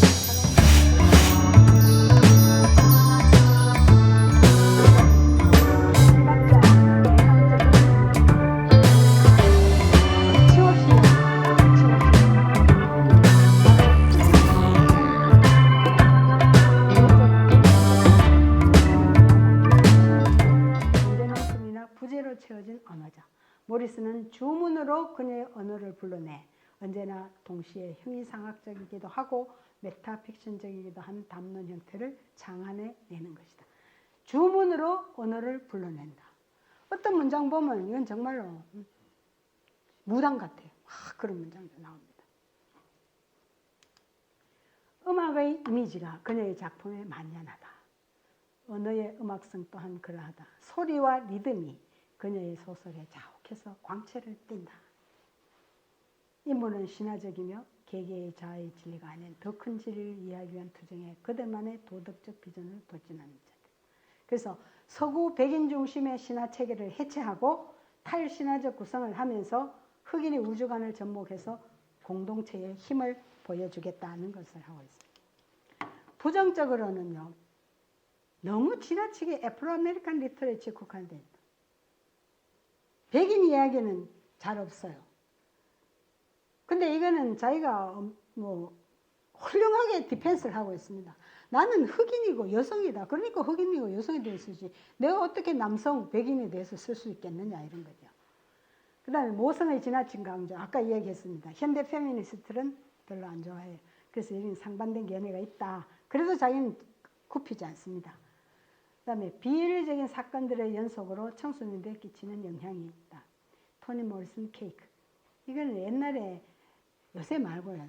노벨 문학상한테 그 무렵에 인터넷에 보니까 토니 모리슨 케이크라는 게 딱 나와 있어요. 그래서 토니 모리슨이 뭐 케이크도 만드나 싶어서 거기 들어가 보니까 어떻게 돼 있냐면 보통 우리가 요리 실습할 때 케이크 만들 때 이 병에 마요네즈, 설탕, 밀가루, 그 다음에 뭐 베이킹 파우더, 뭐 이런 게 이제 케이크 만들 때 자료들이 쭉 있잖아요. 근데 거기에 전부 뭘 쓰냐면 방화, 살상, 근친상간, 그 다음에 또 동성연애, 그 다음에 이 토니 모리슨의 소설에 나오는 여러 가지 정말 말해서는 안 될 그런 내용, 그 소설의 소재들, 이런 것들을 전부 그런 통에 딱딱딱딱 써놓고 어떤 사람이 나와가지고 막 이것도 넣고 저것도 넣고 이러고 막 제가 반죽하고 뭐 이렇게 했는데 나중에 토니 모리슨의 케이크다 하는데 책이 딱 이렇게 나오는 거예요. 그래서 근데 그게 얼마 가다가는 딱 삭제돼 버려서 안 나와요. 지금은 없어요. 그래서 이런 내용들이 사실은 비윤리적인 게 참 많아요. 근데 사람들이 그런 걸 왜 하냐. 지난번에 언제 한번 강의할게. 그런 걸 왜 써요? 그런 걸 그거 써. 그게 무슨 소설이에요? 하면서 이렇게 하는 사람이 있어요. 근데 소설은 또 이렇습니다. 어떤 사람이 소설은 왜 읽나? 그러니까 남의 일기장을 훔쳐보는 재미로 소설을 읽는다 하는 말이 있습니다. 소설에 섹스 장면 나오면 충분히 인조이 할 수 있습니다. 실제 우리가 포르노도 보는 것처럼요. 그래서 이런 것을 쓰는 것을 나쁘다고 볼 수만 없습니다. 더군다나 이것이 여러 가지 그 다른 그 문체하고 섞여 가지고 있을 때 그는 단순한 그냥 포르노는 아니에요. 그래서 이런 작품이 있고요. 마지막으로 토니 모리슨 학회 사업을 이야기하겠습니다. 이 하나가 있는데요. A Bench by the Road 하는 사업이 있어요. 길가의 벤치라는 거예요. 이게 바로 길가의 벤치입니다. 이는 토니 모리슨이 어떤 연설에서 뭐라고 했느냐 하면요. There is no suitable memorial. 기념비도 적당한 게 없고, plaque, 패도 없고, wreath, 화환도 없고, 벽도 없고, 공원도 없고, skyscraper lobby, 마천루의 로비도 없고, 300피트짜리 타워도 없다. No small benches by the road. 길가에 조그마한 벤치도 하나 없다. 흑인을 위한 건 하나도 없다는 거죠. 그 이야기를 하고 나니까 노벨 문학상도 타고 했으니까 토니 모리슨 학회에서 사업을 구상하면서 자, 그럼 우리가 벤치 바이 더 로드 사업을 하자. 길에 벤치 이거 설치하자. 우리나라에도 무슨 위안부 소녀상처럼 이거 설치하자 이랬어요. 그래서 설치하기 시작했는데요. 2006년에 처음에 설치를 하고 지금까지 그러니까 14년 됐죠. 근데 지금 작년에 필라델피아의 링컨 대학의 대학군에 또 하나 세웠습니다. 그게 몇 번째냐? 26번째를 세웠어요. 하나 세우는데 돈은 얼마 되나? 땅값 빼고 요 의자값만 $3,500입니다. 우리 돈으로 뭐 400만 원 좀 안 되잖아요. 3,600원 되는데 300원 그러니까 400만 원 좀 안 돼요. 그런 돈인데 돈이 없어서 그러는 게 아니고요. 서서히 잊지 않기 위해서 한 목에 왕창 하고 떠나보면 안 되니까 1년에 한두 개씩 어떤 해는 한 개, 어떤 해는 두 개. 그래서 군데군데 파리에도 하나 있대. 이제 전 세계적으로 어디에나 이제 원하는 장소가 있으면 가서 놔주는 거예요. 그리고 이런 비용 대고 이러면 해줍니다. 그래서 이런 사업을 하는데 이렇게 세워놓고요. 이런 등에 이런 걸 써놨습니다. 그 다음에 이걸 설치할 때는 학회 회원들과 팬들이 모여서 자, 이런 이벤트도 하고요. 또 토니 모리슨 모시고 하기도 하고요. 근데 사진도 찍고 이렇게 합니다. 작년 8월 5일에 88세로 사망했습니다. 폐렴으로 사망했어요. 이거는 사망할 때 그 장례식장에 앞에 장식했던 사진입니다. 그래서 사망을 하고 제가 이 작품이나 이 강의를 하려고 했는 이유가요. 요새 프로이드 사건 이런 걸로 하고 그다음에 이제 트럼프가 그 인종차별을 굉장히 그 철폐하는 게 아니고 뭐 인정하는 거 비슷한 발언을 하고 이렇고요. 그다음에 가장 푸른 눈 하는 이 작품이 70년이 됐으니까 올해가 50년째입니다. 50년 되죠. 외국에는 작품이 출판된 지 100년째 되는 날은 센테니얼 해가지고 거창한 행사를 합니다. 근데 이거는 50년이라도 작년에 타계했기 때문에 이 행사를 굉장히 크게 해요. 하는데 지금 코로나 때문에 못하니까 인터넷에 들어가면 전부 SNS나 뭐를 통해가지고 이 기념하는 이벤트가 굉장히 많아요. 작품을 낭독한다, 그다음에 연극으로 한다, 뭐를 한다, 막 이렇게 해서 하기 때문에 작년에 돌아가신 이 작가도 추모 겸 이런 블루이스트 아이를 가지고 강의를 하려고 마음 먹었습니다. 자, 때까지 제가 얘기를 했고요.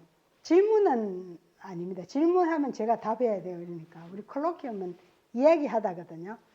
자, 오늘 이 강의에 대해서나 뭐든지 이야기할 것 있으시면 지금 이야기를 한번 해보세요. 제 강의는 여기서 끝납니다.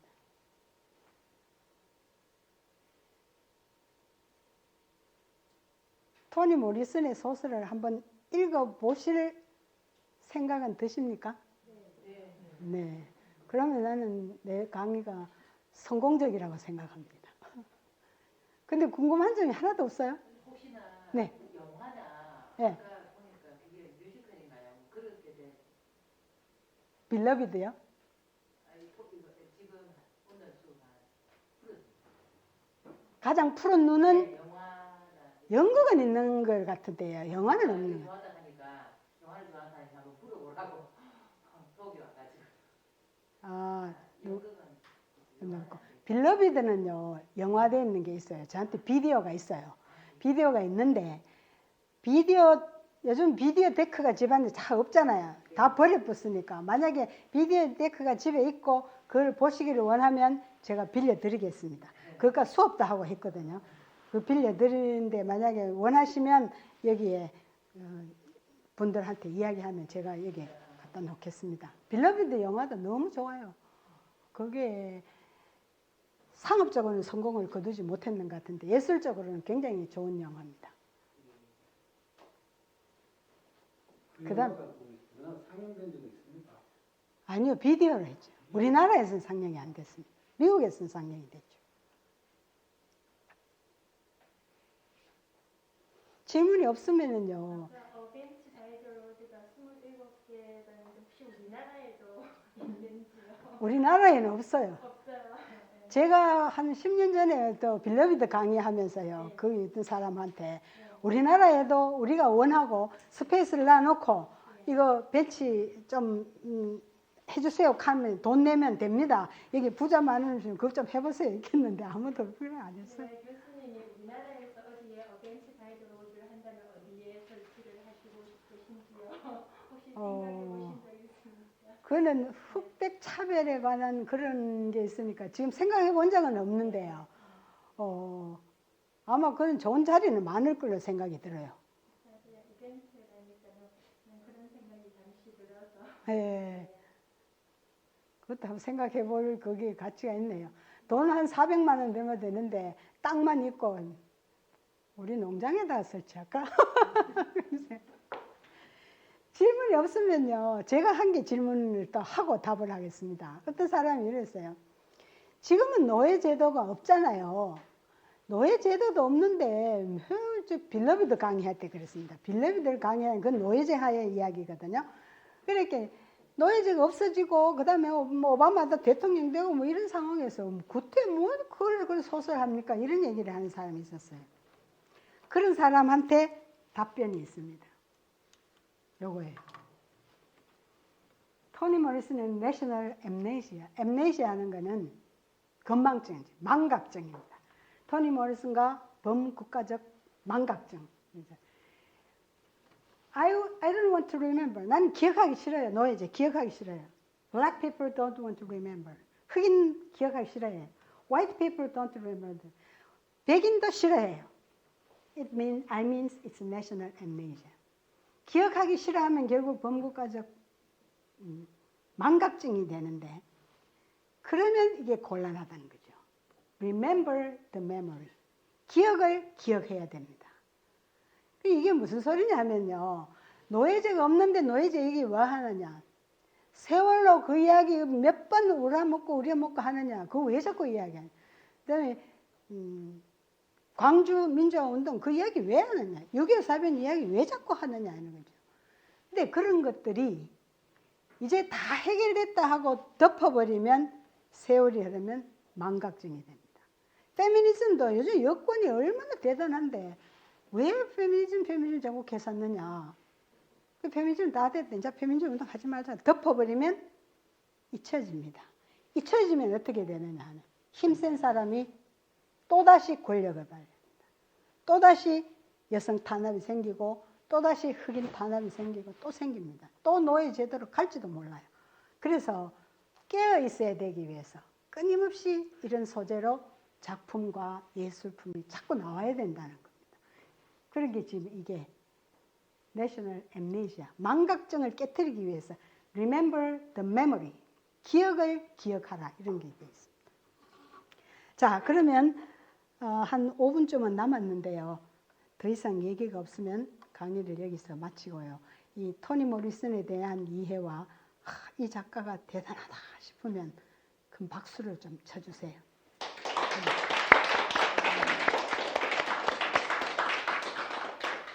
어두운 길 조심해서 가십시오.